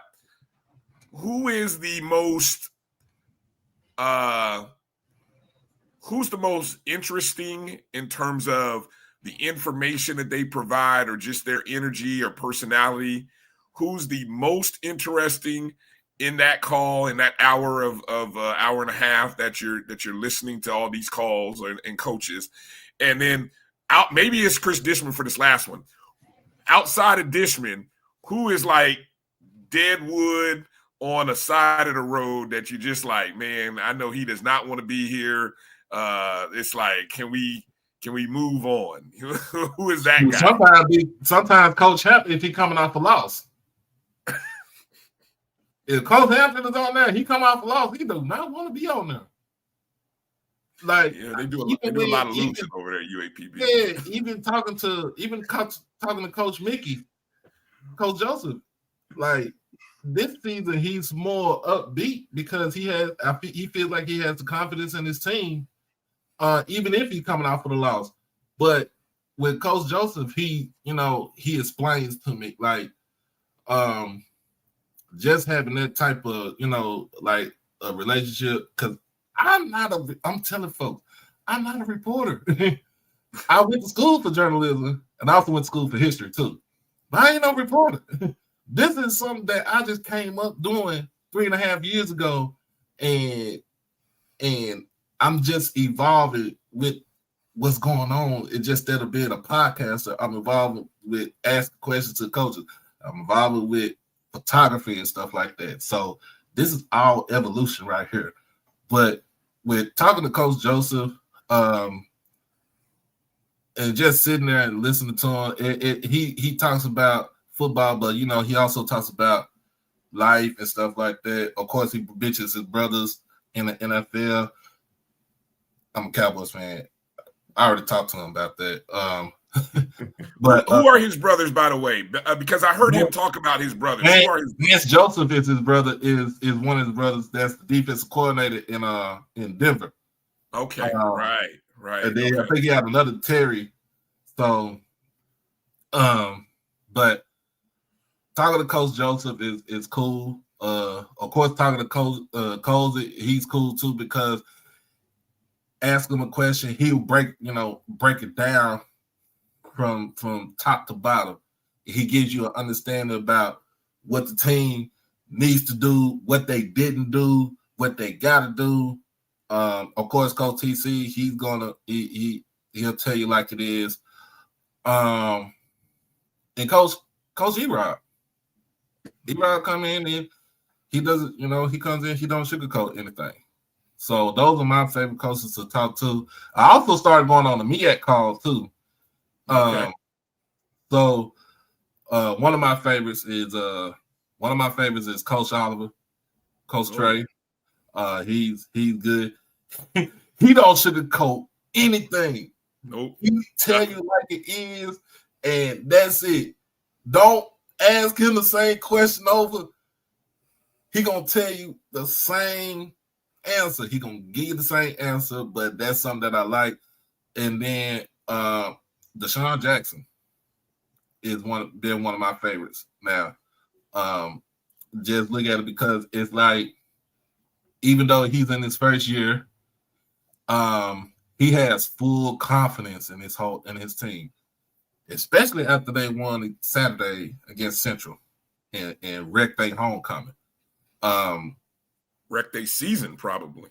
Damn, the homecoming. Yeah, wrecked their season because it's a battle royale in the MEAC. Mm-hmm. We'll see what he does tomorrow because they do play at 6:00 on ESPNU. They live in Philadelphia against Michael Vick and Norfolk State. Michael Vick is one of the favorite ones to talk to. I just think he needs a little bit more pep in the step because he's laid back. He's like, I put it like he's like me. He's like very laid back. But I don't think he will put up with any kind of nonsense. we all saw what he did, firing the defensive coordinator and 2 people off the defensive staff in the middle of the season. But then you go ahead and get 50 put on you by South Carolina State. In your homecoming, at your homecoming But with those two, I did kind of fanboy over because, of course, D-Jack being from California, and Michael Vick being one of my favorite players growing up, coming up, even though I think I'm older than him by at least a year and a half. And of course, I have a relationship with Deshaun Jackson because him being with my Eagles used to kill my damn Cowboys when we used to play.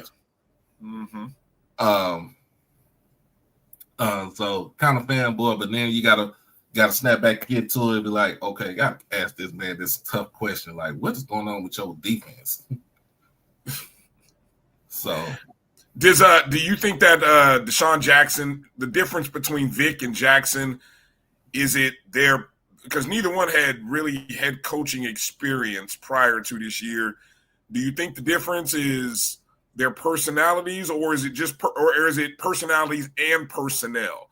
Because obviously Delaware State's got a good quarterback, good running back. They got 2 good running backs.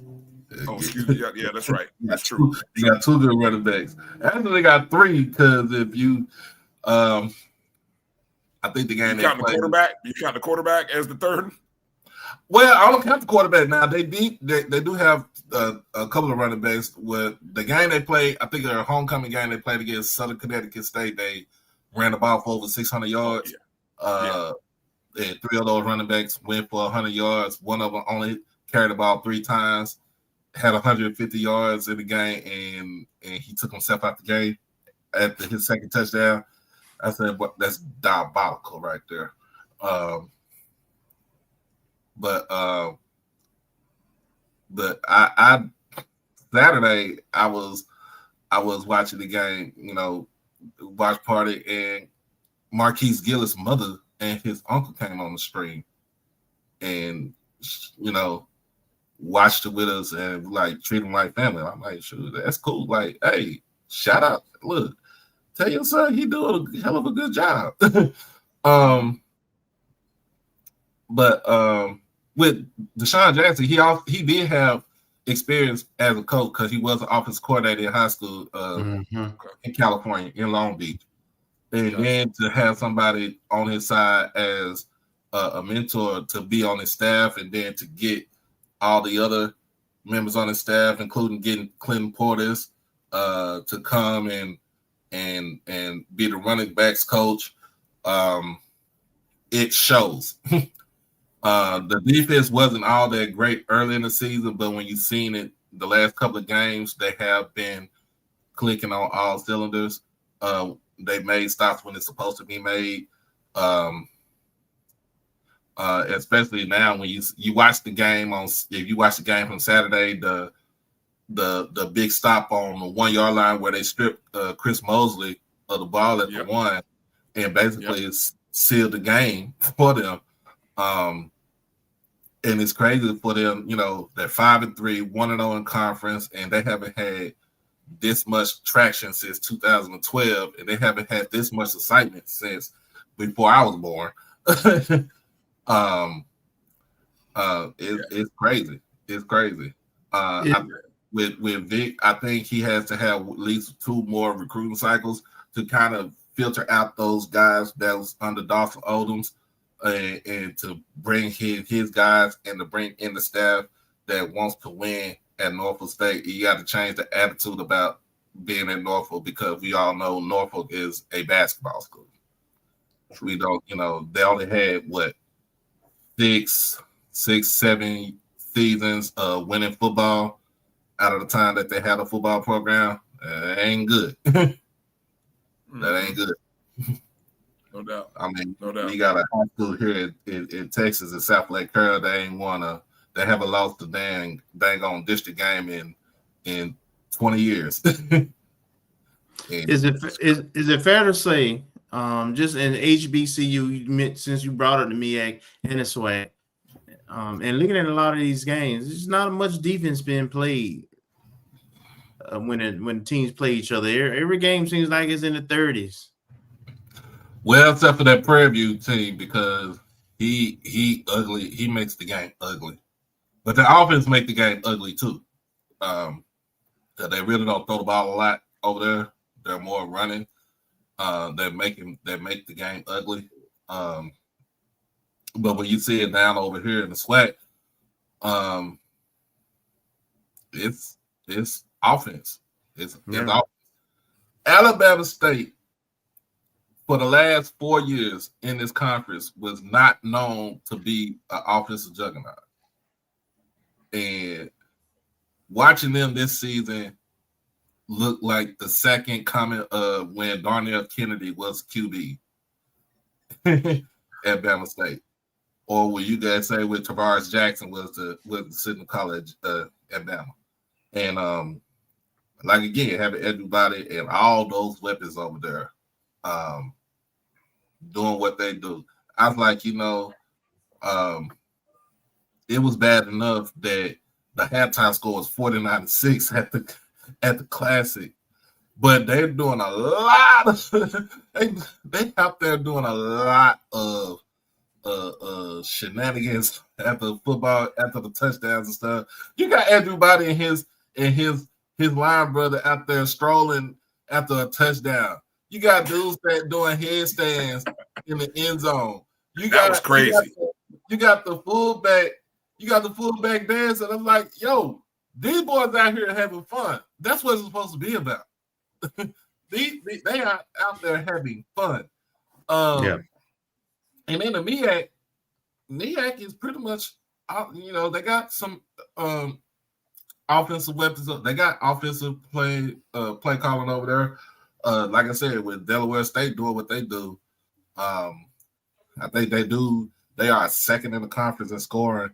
North Carolina Central is first. You look at it, it's like, yo, man, like they can play some ball over there too. But all right. I think our issue is we always discount them from the race in the MEAC because we always look at South Carolina State, Central, and then maybe a Howard. Right. Yep. Morgan State has still disappointed me because they've been talking about getting an offensive mindset, and it still hasn't happened since Damon Wilson been there for 4 years. Norfolk still have the remnants of Dawson Odoms on them, and Delaware State, like I said, you just don't know what's going to happen with them. But we shall see. Like I said, it's a 16 race over there. And you got to start off fast because you can slip up over there in that conference to where you can kind of slip up early in the season in the SWAC and then make your track, make up ground when you play the conference game. Yep, for sure. Doc, let people know where they can find you when the shows go, because I swear it seems like you're on like every other day, and especially on the weekend. So let people know when and where they can find you, man. All right. So everybody, y'all can find me on HBCU Overdrive. I do HBCU Tonight. That is my signature show that I do it used to be every night, but I do it 3 times a week. On Saturdays, I do HBCU Saturday Night, where I basically kind of string games and talk about the games and stuff like that. Have a watch party and kind of have fun over there for the football games.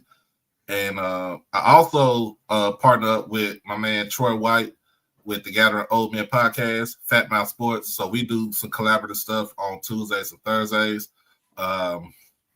So you can either watch it on his channel, or you can watch it on my channel. But we over there, we have fun.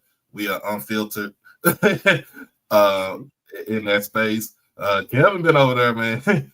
He was over there last week? 2 weeks ago. Yeah. We are unfiltered, especially when I'm unfiltered when it comes to my Cowboys. I tell folks I don't care what anybody say. Go ahead, big up Jerry's mama, and tell him put that black dress on, so we go ahead and bury him. So that's how I feel about my owner.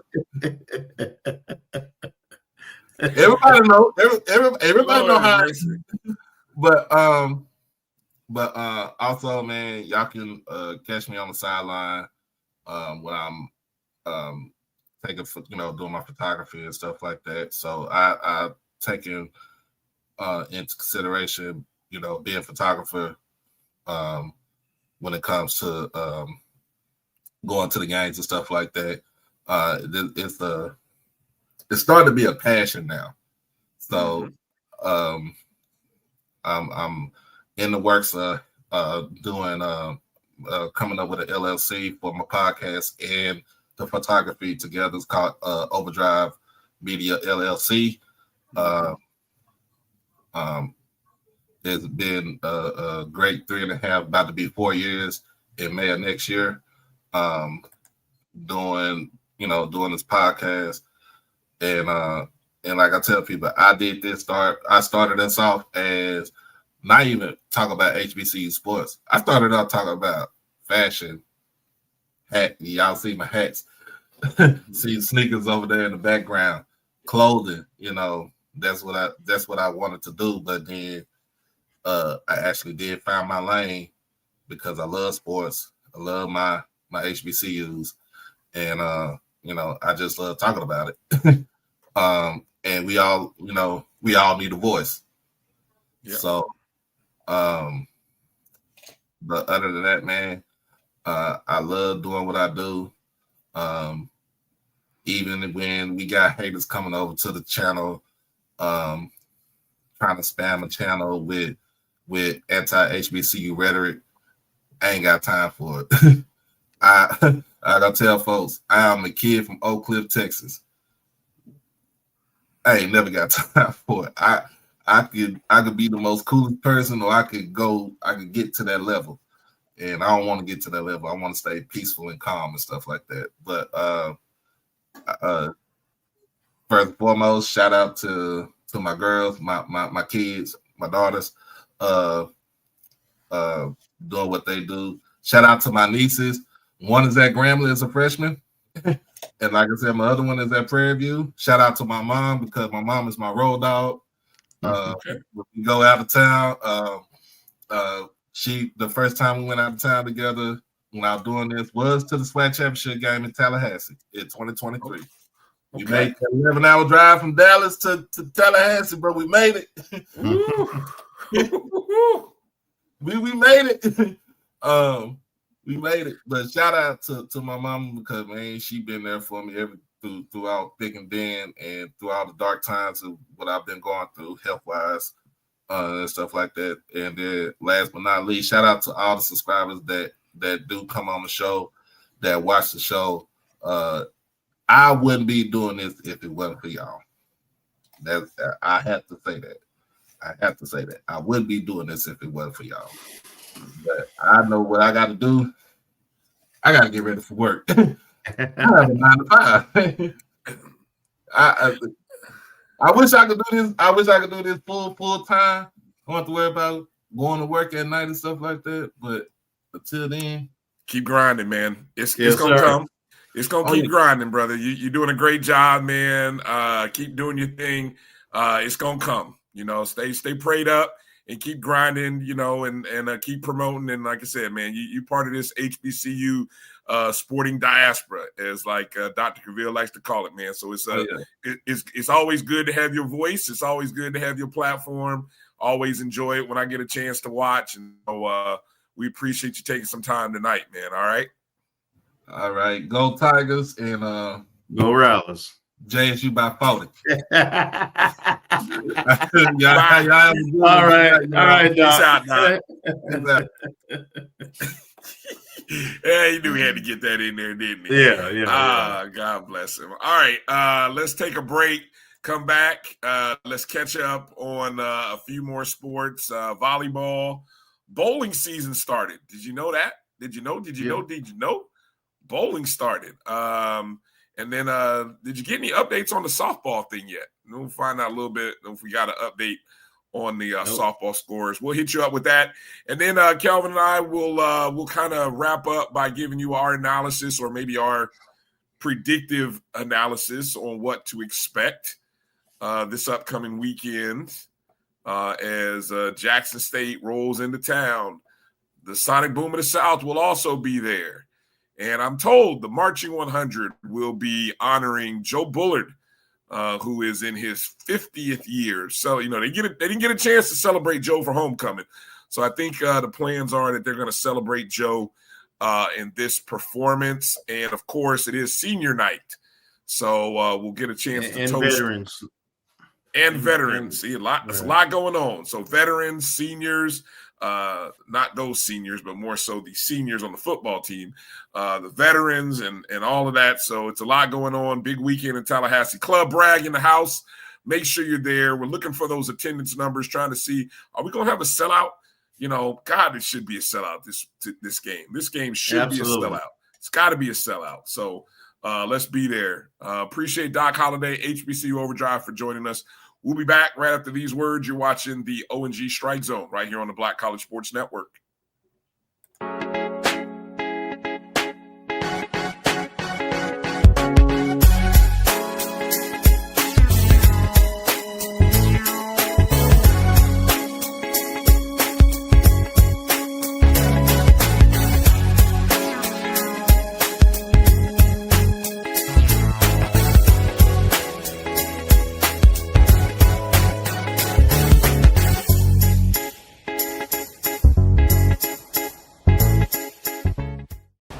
Football fans, the Cricket Celebration Bowl is celebrating 10 years of crowning an HBCU national champion. A champion will rise at Mercedes-Benz Stadium on December 13th as the MEAC and SWAC champions clash in Atlanta. Join us for championship football, interactive fan experiences, and iconic marching bands. It's an HBCU family reunion that you don't want to miss. See who will be crowned the next HBCU national champion. For event and ticket information, visit thecelebrationbowl.com. For over 30 years, HBCU Image has been more than just an apparel store. We've been a movement, a statement, a legacy. We celebrate the pride, the purpose, and the culture that make historically black colleges and universities legendary. Whether you're a student or a lifelong supporter, our gear lets you wear your HBCU story with confidence and style. Because when you wear HBCU Image, you're not just wearing clothes. You're wearing culture. You're wearing pride. You're wearing purpose. HBCU. With over 25 years of serving our communities, Destiny Financial Services, a division of Global Life, is here to help you and your family through difficult times. From cancer care to accidental industries to cardiac care, we all know that there are times that you can't control what happens in your life, but you can be prepared to weather the storm when it comes. Call DFS at 877-300-8269 or visit the website at www.globelifeinsurance.com. That is 877-300-8269, or again, the website at www.globelifeinsurance.com. ESPN Events presents Red Lobster Band of the Year, a title reserved for elite HBCU marching bands. A season-long competition that culminates in Atlanta on Friday, December 12th. Drum majors, percussion, drill, auxiliaries, musicality. All aspects will be examined by the toughest judges in the world of college bands. 4 will qualify for the big stage, where national champions will be crowned. Follow us on social media for rankings updates throughout the season. And join us in Atlanta on December 12th. For event and ticket information, visit bandoftheyear.com.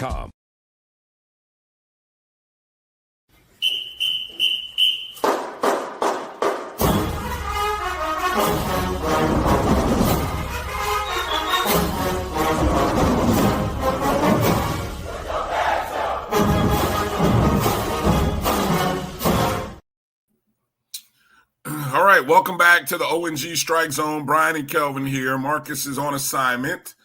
Got to again appreciate Doc Holliday, HBCU Overdrive, for coming in, checking with us and giving us some of the tea on Jackson State. I thought, just to kind of recap, Kelvin, I thought it was kind of interesting hearing Doc state that look, the one problem I have with college athletics right now, I mean, amongst all of the things that are going on, is injury reporting. There's no true injury reporting. There's no standard for injury reporting. But Doc is under the impression that he thinks Jacobian is not playing this game, that they'll probably go to what was the young man, the third string, who came in at the end of the game against Grambling. I saw somebody in the chats state that his foot was broken. It was a non-contact injury. I mean, of course, we don't know for sure. Maybe that person does. I don't know. So yeah, I that was the one big takeaway for me. What any other thoughts or takeaways as from that conversation with Doc? No, not really. I thought he was reasonable in his take on both the season thus far for Jackson State as well as his analysis of the upcoming game and his score prediction. So nothing surprised me. Okay. Okay. Well, let's get a couple other the non-football related sports here before we come back and circle back to the game against Jackson State. The Lady Rattlers got off the schneid, as they like to say it. Got back to their winning ways as they were on the road at Arkansas Pine Bluff and then later at Grambling. And they managed to get a 3-0 sweep of Arkansas Pine Bluff. Pretty dominant performance. The team had 3 players in double figures in kills. The attackers combined to hit .433. LaDonna Trentham, the freshman, had a match-high 13 kills in the contest. She also had a match-high 8 digs. And Mackenzie Taylor had a match-high 33 assists in the win. As at this point in the season, the Lady Rattlers improved to 4-6 in conference play, 6-15 overall. Then we traveled over Grambling State, and it took 4 sets. You can see we dropped the first set. Well, maybe you can't see. Hold on. You can see we dropped the first set, but then rallied to take the after dropping the first set 25-23. We won the next 3, 25-20, 25-15, and 26-24. In the contest, again, we had another 3 players in double-figure kills. Another big day for LaDonna Trentham. She had a team-high ace. Farrah Farouk had 8 blocks in the contest. Sydney Whitfield had a double-double with 13 kills and 10 digs. The fourth set, just a little note there, you saw we ended up winning that fourth set 26-24. We trailed by as much as 9 points in the fourth set. That's telling for me, Kelvin, because for a team that's, struggled a little bit this season, a little more than what we're used to, I mean, rallying back from 9 points down is pretty doggone impressive. That's one way to look at it. The other way to look at it is it kind of is represented. We were 5-6 in the SWAC, and if you even look at that particular game, we lost the first set 23-25, and then we won the third set 25-15. And you talked about the wild swing in that fourth set. We're just not consistent. That's what's keeping us from being at the top. We've got to find some consistency, and we're still searching for that. After the SWAC awards, LaDonna Trentham, newcomer of the week. Just kind of, I mentioned some of the statistics that she had. Let me see. Did the SWAC release? They should have released their press release on this. Let me see how quickly I can pull it up here. Let's see. Nope, they don't have the press release on this one, but kind of, if you kind of catch some of the totals that we gave, LaDonna actually had one of the higher numbers. I think I mentioned what she did. I already mentioned what she did in the Prairie View or UAPB contest. She had 18 kills in the Grambling. So she has really turned into be that outside hitter that she's only a freshman. She's really turning into be right along with the Brooklyn Watts, the Dominique Washingtons. Those are the names that have kind of carried from this position during our 4-year run. Those are the names who have been Ayani Sanford. Those are the names that have kind of carried it. And so she's kind of picking up right where, of course, Ayani is still on the team. She's only a junior, I believe. So, I mean, that's just some of the names that have carried. Okay, what's upcoming here? As you can see, the matches from Monday were played. And then here we go. Friday. This would be a good opportunity for those of you who are in town. If you get in town early if you're in town early for the Jackson State game, please get to the Lawson Center. 6 o'clock. Alabama State, who is right now, let me go to the standings here. They are sitting, they're in 4th place, actually, 7-3 record right now. But we've got the Alabama schools in town. So we got Alabama State on Friday, Alabama A&M on Sunday. That's a noon Sunday. So it's a good weekend. So don't skirt out of town just yet. Once you check out of your hotels, go over to the Lawson Center on Sunday and show some love to the ladies and get over there and support. Take a look at the standings.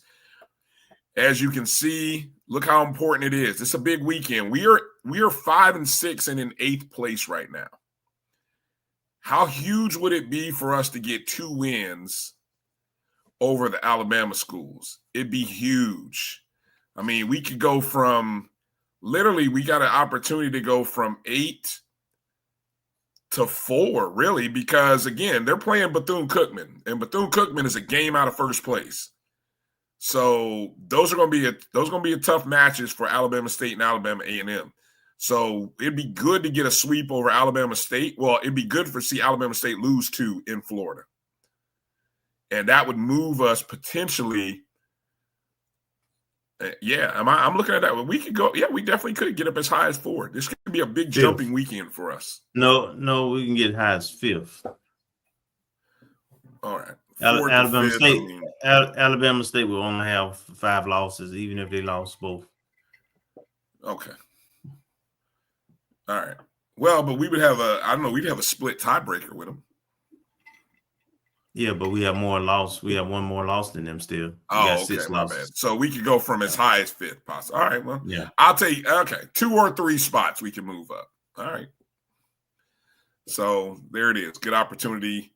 Let's see what the Lady Rattlers do.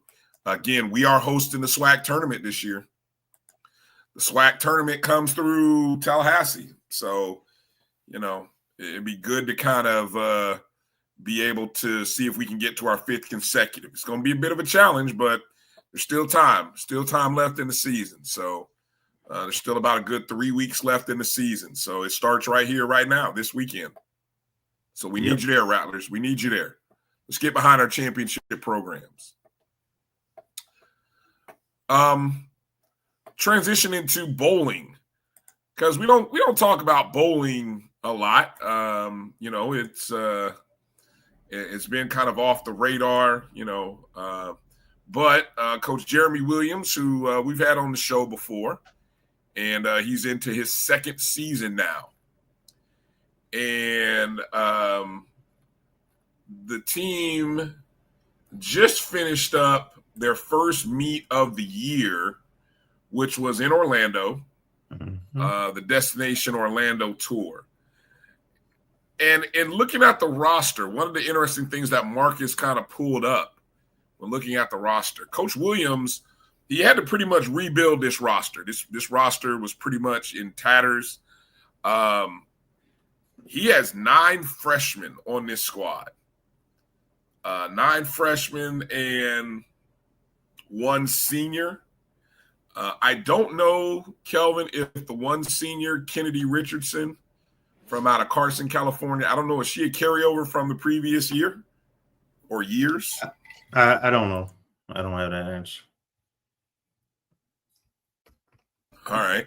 Well, in taking a look at some of the young ladies that are part of this roster, you've got Anaya Franklin, who, she had committed as right before school started, right out of Rickards High School. Thanks, Earl. Olivia Brown. Committed a little earlier from July.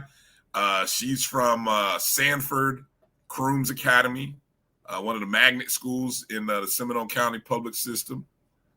Then you have back in April, Layla Holtzappel. She's another one from out of Seminole County,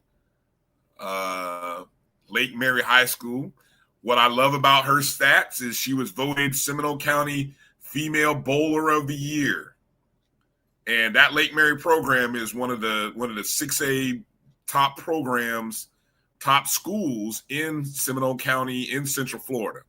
So, that's pretty impressive. You got a bowler of the year there. So we'll see what Miss Holtzappel brings to the table this year. Here's another one with a highly decorated bowler from out of South Florida, Miami Herald first team, Alyssa Metellus. As you can see, she went to Archbishop McCarthy out of Southwest Ranches, Florida. She was the Sun Sentinel first team on the first team for girls bowling. She was the South Florida Sun Sentinel Bowler of the Year back in 23. Just decorated, just a decorated bowler from out of South Florida. So there's another one, a good one, good get for Coach Williams. Brianna Buzon, she's from Qatar, kind of overseas student, from out of Qatar. Or Qatar, I think it is. Not Qatar, it's Qatar. I think that's the pronunciation. Alina Rodriguez from home state, Fort Wayne, Indiana, Carroll High School. She was a conference sectional champion. So that's pretty impressive.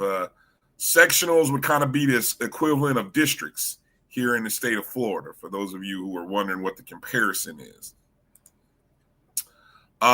Mary Terabisi from out of Grand Junction, Colorado.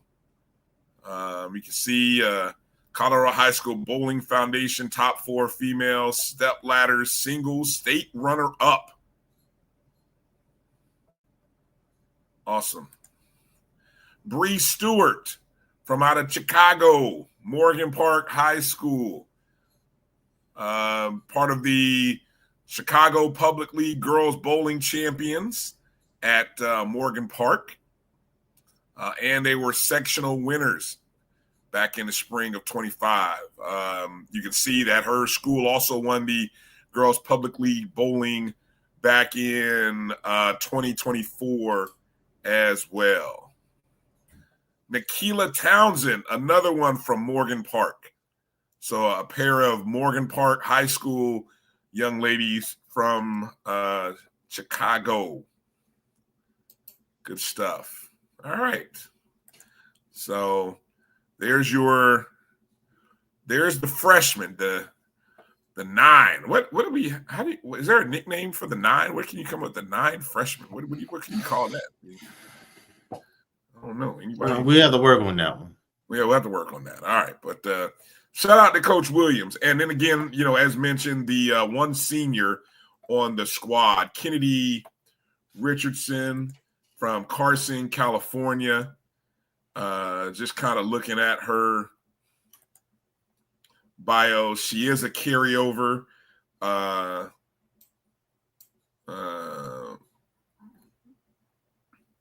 from the previous year. So there you go. So I was just kind of looking at their schedule here. They're traveling, let's see, today. They are traveling to Richmond, Virginia, to Virginia Union Invite. So that'll be coming up. Those of you, if you're following on YouTube, FAMU Athletics, but take a look at what you see, and you might see some bowling if you're following FAMU Athletics. So VUU Invite, they are this week, and I don't know. I know Kelvin has reached out to Coach Williams. If nothing else, Kelvin, tell Coach Williams to, send us updates. We like to post this stuff. Shout out to Iria. She sends us the updates for softball.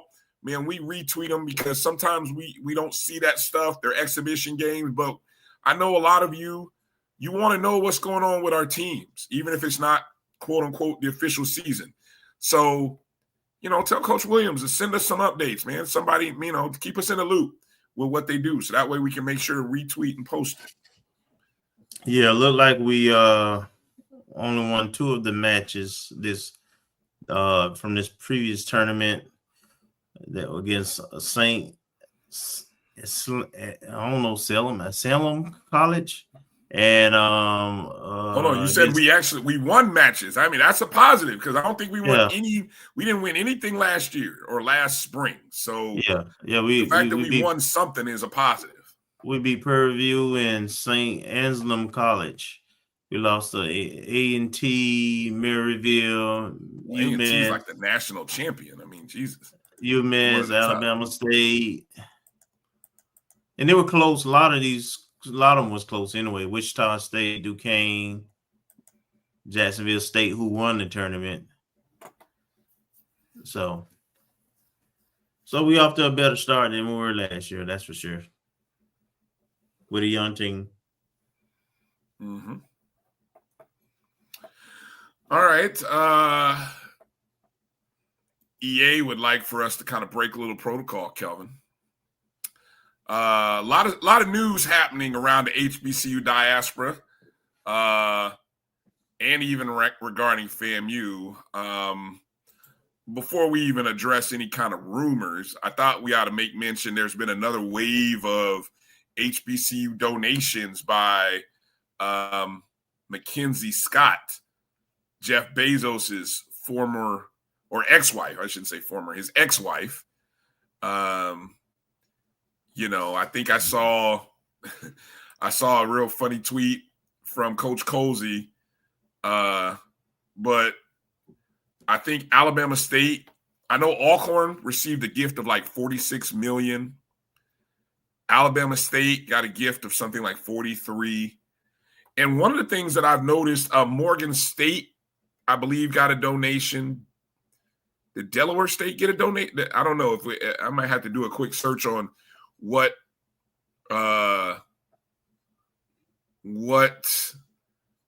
recent donations have been publicized, because she doesn't publicize this, I don't think. This is like the schools choosing to share this information, if I'm not mistaken. But one of the things that I've noticed in this most recent run of donations, most of them have been unrestricted, meaning I think when she first ran some of these out there, Kelvin, I think there were restrictions to how the schools had to use the funds. And now that she's on, I believe, her third run of donations to HBCUs, as well as probably some other schools, but to HBCUs, I think this most recent one, I have seen the word unrestricted pop up in some of these announcements. Am I right on that? Are you seeing the same thing? Yeah, there's unrestricted gifts. And what I would say is she has a team that does a very thorough job of vetting. And so I think having stable leadership,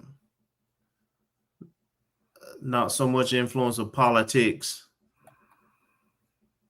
trust that you got this financial safeguards and infrastructure to properly administer such a gift. Although I think all those things are coming in play. And I don't know if we fit into that criteria, which is why we haven't seen the number one public HBCU part of those gifts. It's a good question to ask. I've heard people speculate. Well, but I'll tell. I pulled up the article here that talks about the donation. But what is being the big speculation? Because we speculate because we don't know and we don't get any info. So when you don't give us info, you leave us to speculating. FAMU.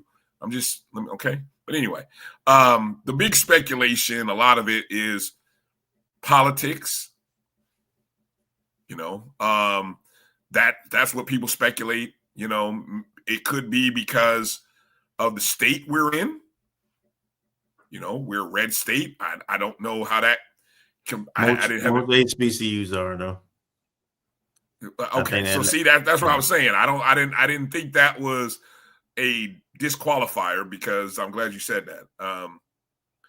But how things are being administered and the aggressive nature of it probably is not helping. Let's put it that way. Yeah, I mean, it's all speculation. We don't know. I mean, we don't know if we are if these are grants that you have to apply for. Or these, maybe we are, maybe we're not. Somebody should ask the question though. I mean, hell, the head coach of the football program is out there sending tweets to Mackenzie Scott. I mean, by God, I hope somebody from FAMU has. I think that kind of speaks for itself, Bryan. You trying to put a bow on it. We don't duck no smoke. These are some of the numbers and the gifts that she has given here over the past week. $38 million to Alabama State. $42 million to Alcorn State. A combined $100 million to Morgan State and the University of Maryland Eastern Shore. Morgan State received $63 million. The University of Maryland Eastern Shore, $38 million. The United Negro College Fund received $70 million back in September to support its capital campaign. The African American Cultural Heritage Action Fund received $40 million in October. So those are the latest numbers. Those are the schools. Hell, there could be more. Who knows? That's why we're talking about what we do know. That's why we're talking about the ones that have received that we know of. Exactly. Do you want to address the other EA's other request about the rumors, or should we leave them as just rumors and then tell you where you can go read the rumor? Well, I mean, we don't duck no smoke around here. There is speculation that there's a person to be named soon with no AD experience, but very politically connected from across the tracks. That will be named the athletic director, and I'll read it right here. I'll read the article. Go ahead. Yeah, I'll read the article right out of the Rattler Nation blog spot. because this, and I'm mentioning this, EA mentioned it, I'm mentioning it here on our show because it's been running rampant through the various chat circles and things of that nature. This was posted yesterday.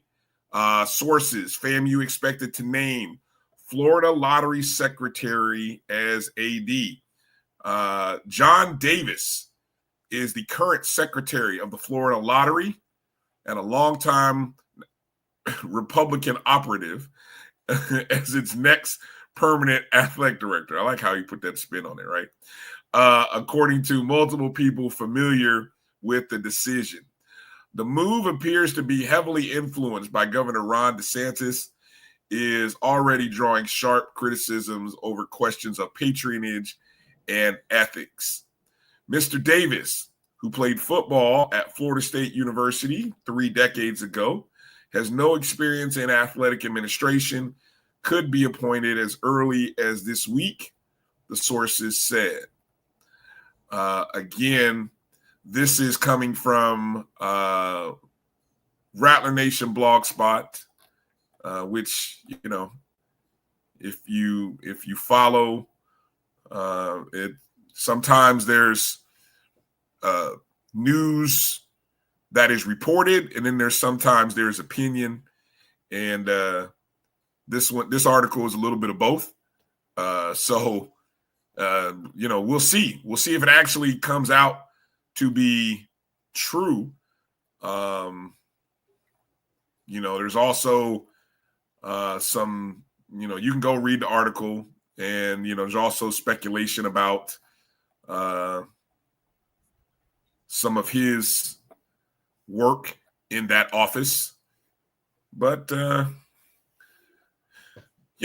told somebody this, Kelvin, and then I don't know, we can move on from this. My only question that I will ask is the lack of athletic administration that, again, it's one thing to run an office. It's one thing to run a business or a department. Running an athletic department is not the same thing. There may be similarities in some processes, but there are a lot of differences. And it worries me where we're at, that potentially someone could be coming in that doesn't have any, to my knowledge. Maybe there's something on the resume that I don't see, but it appears it's someone who doesn't have any background in athletics other than being a former player. And I want to move on. I don't want to spend much time on this, but no, me neither. My comment is this: experience matter. It's a hard job in the first place, and the results will be seen sooner than later, should this come to fruition. It's a lot of work. Yeah, it's a whole lot of work. So, again, you can choose to go find the article. I'm sure if you're in various chat groups, whether it be on Facebook or whatever, you can find it. It's out there. People are talking. So that's all we've got to add. All right, let's take a look at the SWAC schedule. SWAC schedule is a full schedule of games. 6 SWAC games, all 12 teams playing one another. The majority of the games will be on SWAC TV, with one feature on HBCU Go and our game against Jackson State on ESPN Plus. So, Kelvin, let's start from the top and work our way all the way down to us, since we are the last game. Bethune-Cookman looks to keep that 30-point per game run going at home against Valley. Safe. You see any troubles? I don't think there'll be any troubles doing that. No. They'll win this handily.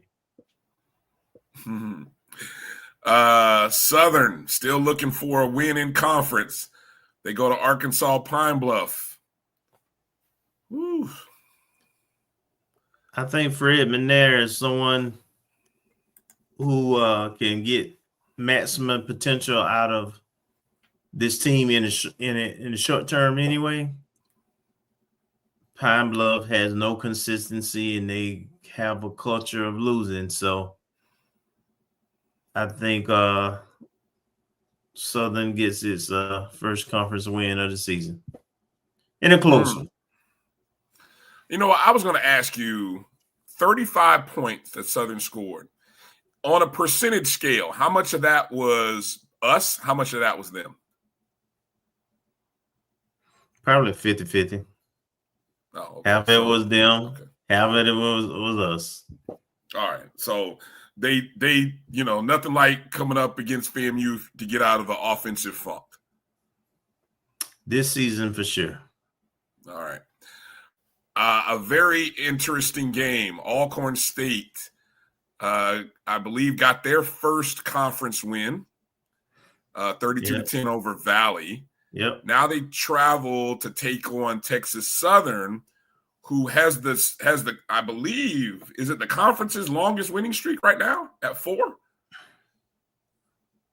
Yeah, you might be right on that. Yeah, the conference's longest winning streak belongs to Texas Southern right now. I'm looking it up right here. 4 games. Yes, it is. 4. No, I'm sorry. Prairie View has 5. Okay, so Prairie View has a 5-game winning streak.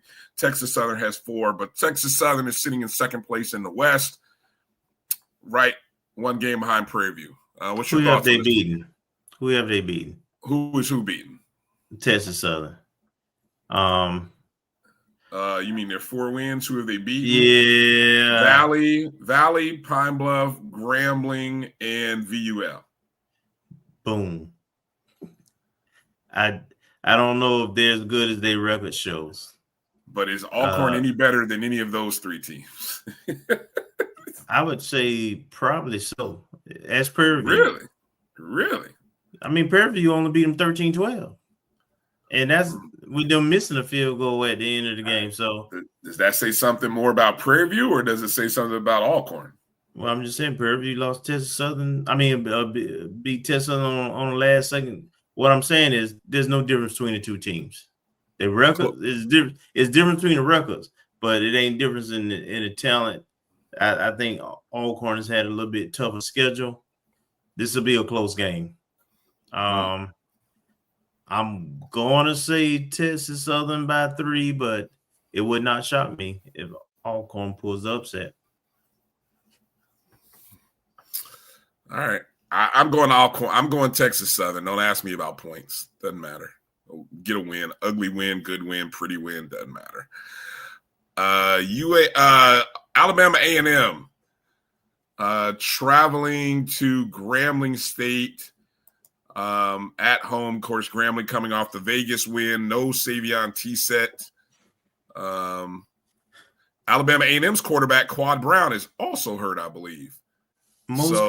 Most confusing team in the SWAC to me is A&M. Oh, I thought you were going to say it's Grambling. Grambling's the most confusing team to me. But no, you didn't. They didn't have expectations. Nobody knew much about them. You didn't have any expectations for Grambling this season. Alabama A&M, there was a trendy pick to be the surprise team in the East. Somebody might be on this show.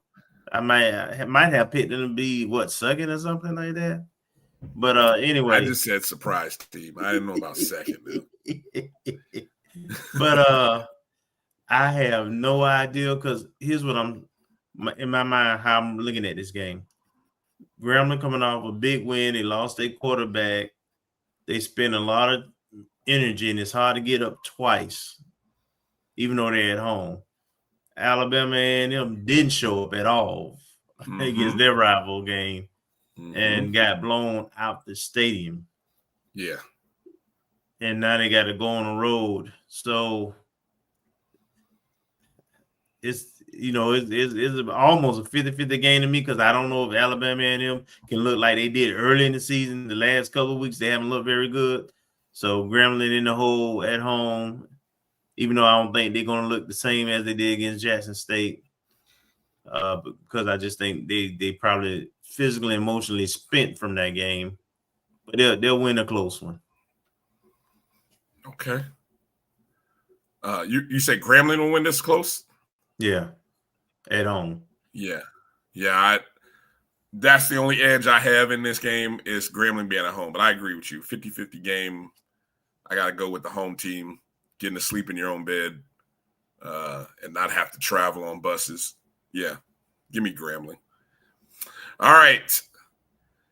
I guess this might be game of the year 1B. Well, we'll find out. Alabama State coming after a big win in the Magic City Classic, taking on first place Prairie View A&M, unbeaten in SWAC play, 4-0, winners of 5 straight, 5-game winning streak, longest winning streak in the SWAC. The statistics, I think this is a number 1 offense versus number 1 defense. It is. Alabama State, number 1 offense in terms of points scored, averaging 41.9. Prairie View, number 1 in points allowed, 17.3. In terms of yardage, Prairie View is number 1 defensively. Alabama State is number 2. So let's just go ahead and call it what it is, Kelvin. Number 1 offense versus number 1 defense. Prairie View's at home. What's your thoughts? I'm just not a believer in Prairie View. I think their schedule has been good. We talked about the win they squeaked out against Alcorn. We talked about the last second win at the first game of the season against Texas Southern, which is a good thing. I mean, that's the way Southern won the West last year, right? Just finding ways to win. So it's not a bad thing, but Andrew Body coming back home to his home state. Oh, that's right.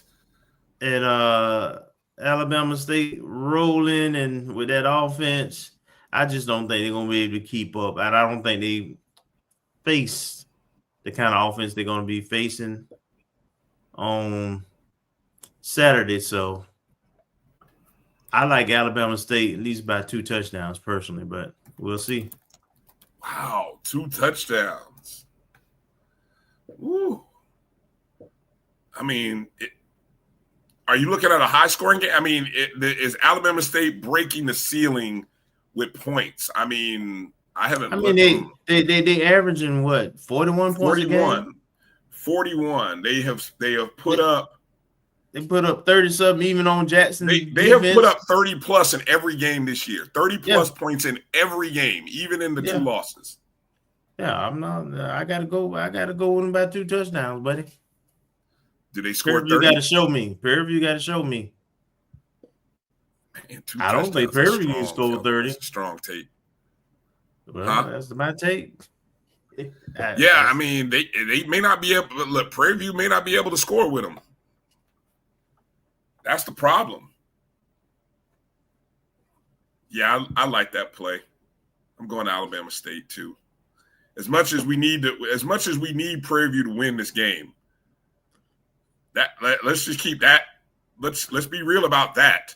We need Prairie View to win this game, folks. Rattler Nation. But it's a tall task. Yeah. But I don't know. Maybe if Coach Jackson buys some extra tickets and invites the whole city of Houston, maybe they'll sell out that Panther Stadium and get a good crowd. That's a damn shame. It's beautiful campus. Beautiful. Yeah, beautiful facilities. Absolutely. Yeah. Can't get anybody to come. But anyway, their problem. Their problem. Okay. Let me get my other graphic prepared here. Charles. I think we didn't. It bounced back. Yeah, it bounced back. The link. Yeah, Kelvin was in charge of booking the guests, and he must have lost your email, Chuck. He told me he lost your email, and by the time I found it, the show had already started. He didn't tell me that he had lost it. All right. Well, all right, here we go. Jackson State week. Here we go. 7 o'clock Eastern. You can listen. It's an ESPN Plus TV game. But, of course, you can listen to it on 96.1 Jams, the Rattler Football Network, with myself and Albert Chester. I like that picture. I do, too. That's a heck of a picture. That's why I picked it. Great picture, man. Poor official, man. I hope that dude is okay. Because that guy took one on that one. I hope he works this game because look like he helped make that tackle. You know, the beauty of the picture is you can't really tell. Like, I feel like he ran through us. They ran through us a lot in that game. But, yeah, you know, anyway. All right. Let's go to your thoughts on this game, Kelvin. What's it going to take? What's your prediction, so on and so forth? 3 weeks ago, we were in a totally different mind space. But going into this game, I do think we found an identity offensively. And what we do well matches up with what JSU doesn't do as well defensively. They have a pretty stout front seven still. The secondary is definitely the weakest part of their team on defense. And watching Grambling, watching Alabama State, there's some film out there now of how you can attack them. And we've shown, I think, that we have the personnel to attack them, providing we execute like we have offensively over the last 2 weeks. My concern is, one, I really believe special teams is going to be a really important part of this game. We know we have a kicker who's been kicking 50, 51 yards the last couple of games, kicked 5 field goals and then 2 field goals. So we know we have a strength there. If we get in red zone and it does stall out, we still can count on points. But I think this is a game we got to score 7.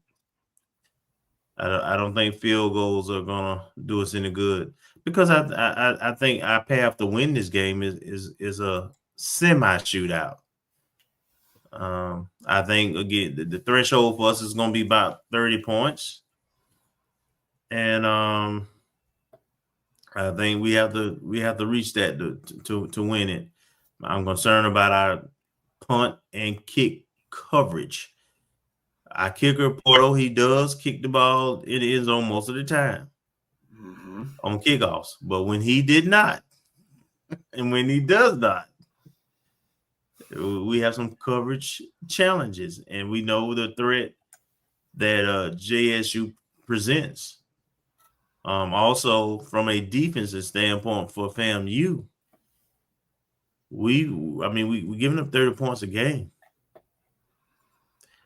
without creating turnovers, and we know the weapons that JSU has, particularly with the receiving core. We know Nate Rembert and the damage he did last year when he was with Valley. So I am really concerned about whether we see an improvement. We our defense have had spurts.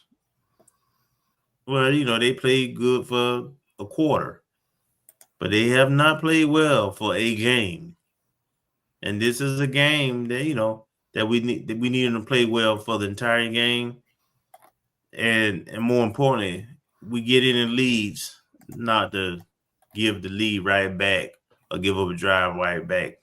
That is concerning. But they're gonna have a young quarterback. And regardless of his talent level, I do think he'll be talented, but This is his first start. We got something to play for. They got something to play for. And this game has traditionally, outside of that 1 year, has been a very competitive game. And so I see it pretty much like last year's game, to be honest, at this point, without JSU defense not quite as good as last year. Our offense not quite as good as last year, but it was still a game that was decided in the last minutes. And so I'm thinking this probably would be similar. Until I see our defense and our punt coverage team do it against top competition, because we hadn't even done it against bottom competition. I'm gonna go with JSU by a touchdown. Wow. Kelvin, JSU by a touchdown, huh? This is what I would hope I see. The fact that they do have a young quarterback and that they are the number one rushing team in the SWAC, averaging 256.9 per game. Now that's overall. Let me go look at in conference though. Oh yeah, guess what? They're number 2 in conference, right behind Alabama State. So guess what they do, folks? They run the ball. We have played with that 3-man front. Okay, follow me here. If you may disagree with me, but I feel like our strategy against Alcorn State, I liked it because we knew we were going up against Jacorian Sewell. We were going up against a team that was heavy run. And I thought we did a great job of focusing on him. The problem was their quarterback got outside and, he made some plays. I'm asking a lot, Kelvin, hoping that we put more pressure on the quarterback this game because we haven't. We gave that Southern quarterback way too much time, and he is not nearly as good or fleet of foot as the 3 or 4 previous quarterbacks that we had played. But what he did have was time, and that's because of the defense that we played. I'm hoping, I don't know if it's Colsey calling the plays or if it's Williams or one of the other, I don't know, whoever's calling the plays. I hope that we can be creative enough in this game and send some different looks at a freshman, a young man who, even if they go and look at our film, we got to be able to make him, that old phrase somebody said, quarterback said, all I saw was ghost. I don't know if we got a Bill Belichick type defensive coordinator or not, or mindset, or even personnel. But I would hope that we can be throwing some different looks at this young man every play. Throw him a different look and make him uncomfortable. And I want to see 6, 7 in the box, to be honest. We've been playing man coverage I know it sounds crazy, Kelvin. We've been playing man coverage all season. We ain't going to come out of that. Remember, Terrell, their weapons outside are the most dangerous. I'm worried more about explosive plays and getting blown out early than I am about the run game. I'm just being frank. I just don't. What I would tell you though, Bryan, and you were there against Southern, 75 yards, 75-yard drive, 91-yard drive, 56-yard drive. Yeah. But those were the long drives. I mean, we balanced that out though, Kelvin. Yes, those were long drives, but we did balance them out. So we weren't consistent enough. We were a 50-50 ball club on those drives by Southern. We playing a better team. Yeah, we are. So we're better skill, more speed. So I believe we can do it. I'm saying it's a competitive game, but until I seen this team be competitive against a good team and actually do it, I can't pick us as an analyst. Well, I can't. You're right. I can't. I don't even know what the number is. I got a feeling. Let me see. Jack, who was it? Who we played? Was it Texas? Was North Carolina Central? North Carolina Central was a 12 point favorite on the road. We were 12.5 point favorites at home. Against Alabama State, we were 7.5 point underdogs at home. So I'm anticipating without Jacoby and Morgan, we'll probably be somewhere in the middle, maybe a 10-point underdog.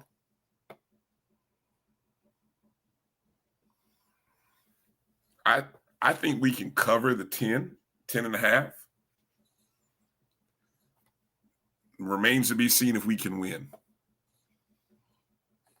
Again, too many unknowns. Too many unknowns.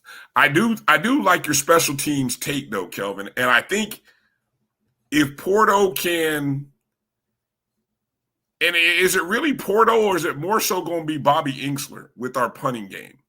Because if you think about it, what are we more likely to do in this game? Punt or kick?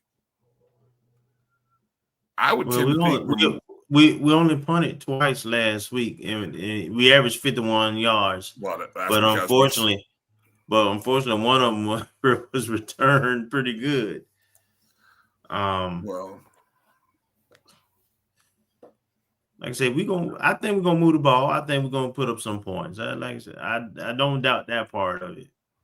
But this is a game where we can't burn timeouts at uselessly. Oh man, that's gone. You hoping game, that if you're hoping for that, then we're in trouble. Because I'm telling you, just gonna use them. We're gonna use them like a fat kid in the candy store that's just hungry to buy candy, Kelvin. If we up in the fourth quarter and it's 4th and 1 at midfield and we don't punt, I'm just saying. Don't worry about them timeouts, man. Them timeouts. I keep receipts. Yeah, keep receipts because them timeouts, man. This kind of game, those things. Yeah, this kind of game, those things gonna matter though. The details, the little things are gonna matter when you try to put upset. But he calls those timeouts because he has a young team and he's trying to keep them out of worse possessions. I hear you, but this game, that ain't gonna work. So you would rather take the loss on yardage than call the timeout? Yeah. It's a situation, but yeah, sometimes you got to do that. Or just, how about this? How about get the plays in time? Well, that's optimal. Yes, that is ideally what you want to do. Execute. Yes. Yeah. Well, ideally, yes, that's what you want to do. If that means you got to script out your plays in certain situations, so you ain't thinking about it, then do that. But we got to be on point. Our coaching has to be on point. Our game management has to be on point.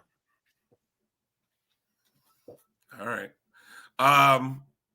Let's try not to have any what I'm going to call dumb penalties this game.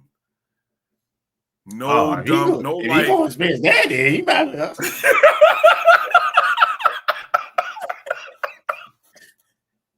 That's every game. Touche. That was good. Touche. That's good.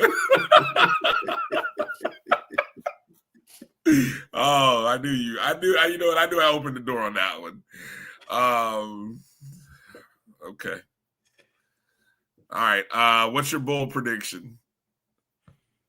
You can't say win either. You can't say win. A win is not a bold prediction. Even though it is a bold prediction. I didn't predict us to win, so. Well, I'm saying that's why I just said what's your bold prediction? So you can't say win. Let's keep it player-based. Okay, so my bold prediction is that the defense will create 3 turnovers. That's bold for our defense. You said they get 3 turnovers? Yeah. Ooh. Okay. Man, that's a good one. That's solid. I like that. I don't know what the number of sacks we've had this season.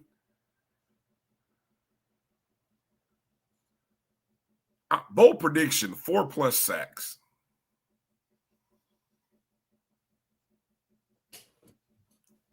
I mean, that's what I feel like it's going to take. It's going to have to take something like that. Yeah. And I'm worried about having that spy on that quarterback, because this quarterback is a lot more mobile. But my biggest concern, I told you about special teams, and I told you about the defense being the protected lead. Fourth quarter, I know Jackson State gonna remain calm, and they're gonna keep coming just like they did against Grambling. I don't know if our team and our staff can do that until they show that. That's my key. We kind of fumbled our way last week into it and got away with it. We really got away with it last week. So I really need to see improvement from that, because I'm predicting a close game. I just don't know if we can close the game out. That's my concern. Oh, there we go. That's what I'm talking about, Marvin. We finally scored in the second half. There you go. That's a good one. I love that. Because you're right. I think right now we are 0 for 4 in the second half, scoring a touchdown. That's scoring a touchdown in the second half. That's a good one, Marvin. Let's see. Kickoff return, touchdown, 2 big punt returns. Okay. I love it. I love it. Come on, get your bold predictions in, guys. Just a couple more minutes, and then we're going to close it out. So bold predictions. Anything that you would advise people of, if we got Jackson State folks who are watching, who are coming in, what kind of traveler's guide to Tallahassee would you give our visitors from Jackson, Mississippi, Kelvin? Well, the first thing is Florida State plays 30 minutes after our kickoff. Our kickoff is at 7. Florida State is at 7:30. There's literally like a mile and a half between the two stadiums. Okay. So traffic could be very congested trying to get to the stadium. It's Florida State homecoming. I know they're pretty upset right now. But well, they didn't. Why are they playing that? Why? I thought they were going to go with an earlier game. What, night game? It's a night game. Damn, that's cold. So I would say try to come over to the south side 3 hours in advance, because that's when they close the roads and start directing traffic 3 hours before kickoff. So you might want to make your way over, start making your way over about 4. Our gates open 2 hours before kickoff, so the gates open at 5 anyway. Perry Street is there. There's plenty of vendors, plenty of food, merchandise, all that good stuff. You need to, you want to find a park. So that'll be my first thing. Also, the weather's gonna be a little chilly. It's a night kickoff, so the lows Saturday I think supposed to be in the low 40s. So bring long sleeve, bring a light jacket, because it's gonna be a little nippy in Tallahassee on Saturday. Outside of that, come enjoy it. Should be a dynamic atmosphere. I know Rally Nation, we pretty excited. We feeling good about our team right now and trending. Both bands gonna be there. We already have a dynamic game day environment. We know JSU coming down and gonna contribute to that. We'll have some guests. We'll have some guests coming over to the tailgate. Some JSU guests. So come and enjoy the atmosphere. That's about it. All right. Marvin, where is the Monroe? Them salmon bites. That sounds good. Where is that at? On Monroe. South Monroe. Oh, South Monroe. Okay. Yeah. I gotta check that out. Put me on to something. All right. Yeah. Well, I liked your idea about getting there early. I was thinking about it myself. Thinking about getting on campus by 3, just in case, So yeah, sooner the better. I'll be there setting up the tailgate around that time. Yeah. So find us over on the west side, right there by the press box, right underneath the press elevator. box. Yeah, right by the press box elevators. Are we expecting a sellout? Hell yeah. That's our expectation. I mean, I don't know what happens. You don't never hear our coach talking about, where my line? Yeah, we coach, you don't have to worry about that. Yeah. You don't have to beg us to show up. Yeah, no, the fans will be there, the students will be there, the 100 will be there, the boom will be there, the J sets will be there. This is going to be HBCU football excellence at its finest. I expect the Rattlers to play a great game on Saturday. And if you're in town, don't forget volleyball Friday night against Alabama State. Big game in the Lawson Center at 6:00. And then on Sunday at noon against Alabama A&M. So it's a good weekend in Tallahassee to support our championship volleyball program and our championship football program as well. Gonna shock the world, change the game right here on Saturday, folks. So exactly. Where them fans at? Exactly. All right, that's gonna do it for tonight's show. Appreciate you guys.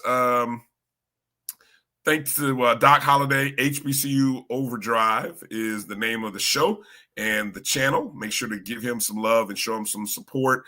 Let him know you appreciate him coming on the show tonight. Hopefully some of our canceled guests will be with us next week. Hopefully. But we keep grinding as we do. And exactly, Joe Bullard is back on the velvety voice of Joe Bullard will be back on the microphone this upcoming Saturday. As it's I think they'll be recognizing and celebrating his 50 years with the 100 somehow, some way. So yeah. All right, folks, that's going to do it. Make sure to follow all of the our O&G StrikeZone feeds on Instagram, Facebook, Twitter. Make sure to check out the BCSN Pod Zone everywhere that you listen to and subscribe. Download BCSN Pod Zone on Amazon Music, iHeartRadio, Apple Podcasts, Google Podcasts, so on and so forth. And hit the thumbs up and the like button as you guys head out the door. Safe travels out on the road to Tallahassee or wherever you may be going to watch some HBCU football this weekend. Support your school. Leave the monkeys in Mississippi now. Don't bring them with you. For Kelvin Rozier, I'm Bryan Fulford. Thank you for watching. Thank you for listening. And Fangs up. And this weekend, we're going to strike, and strike again. Shock the world, baby. It's happening. Speak it into existence. Peace out. Color green.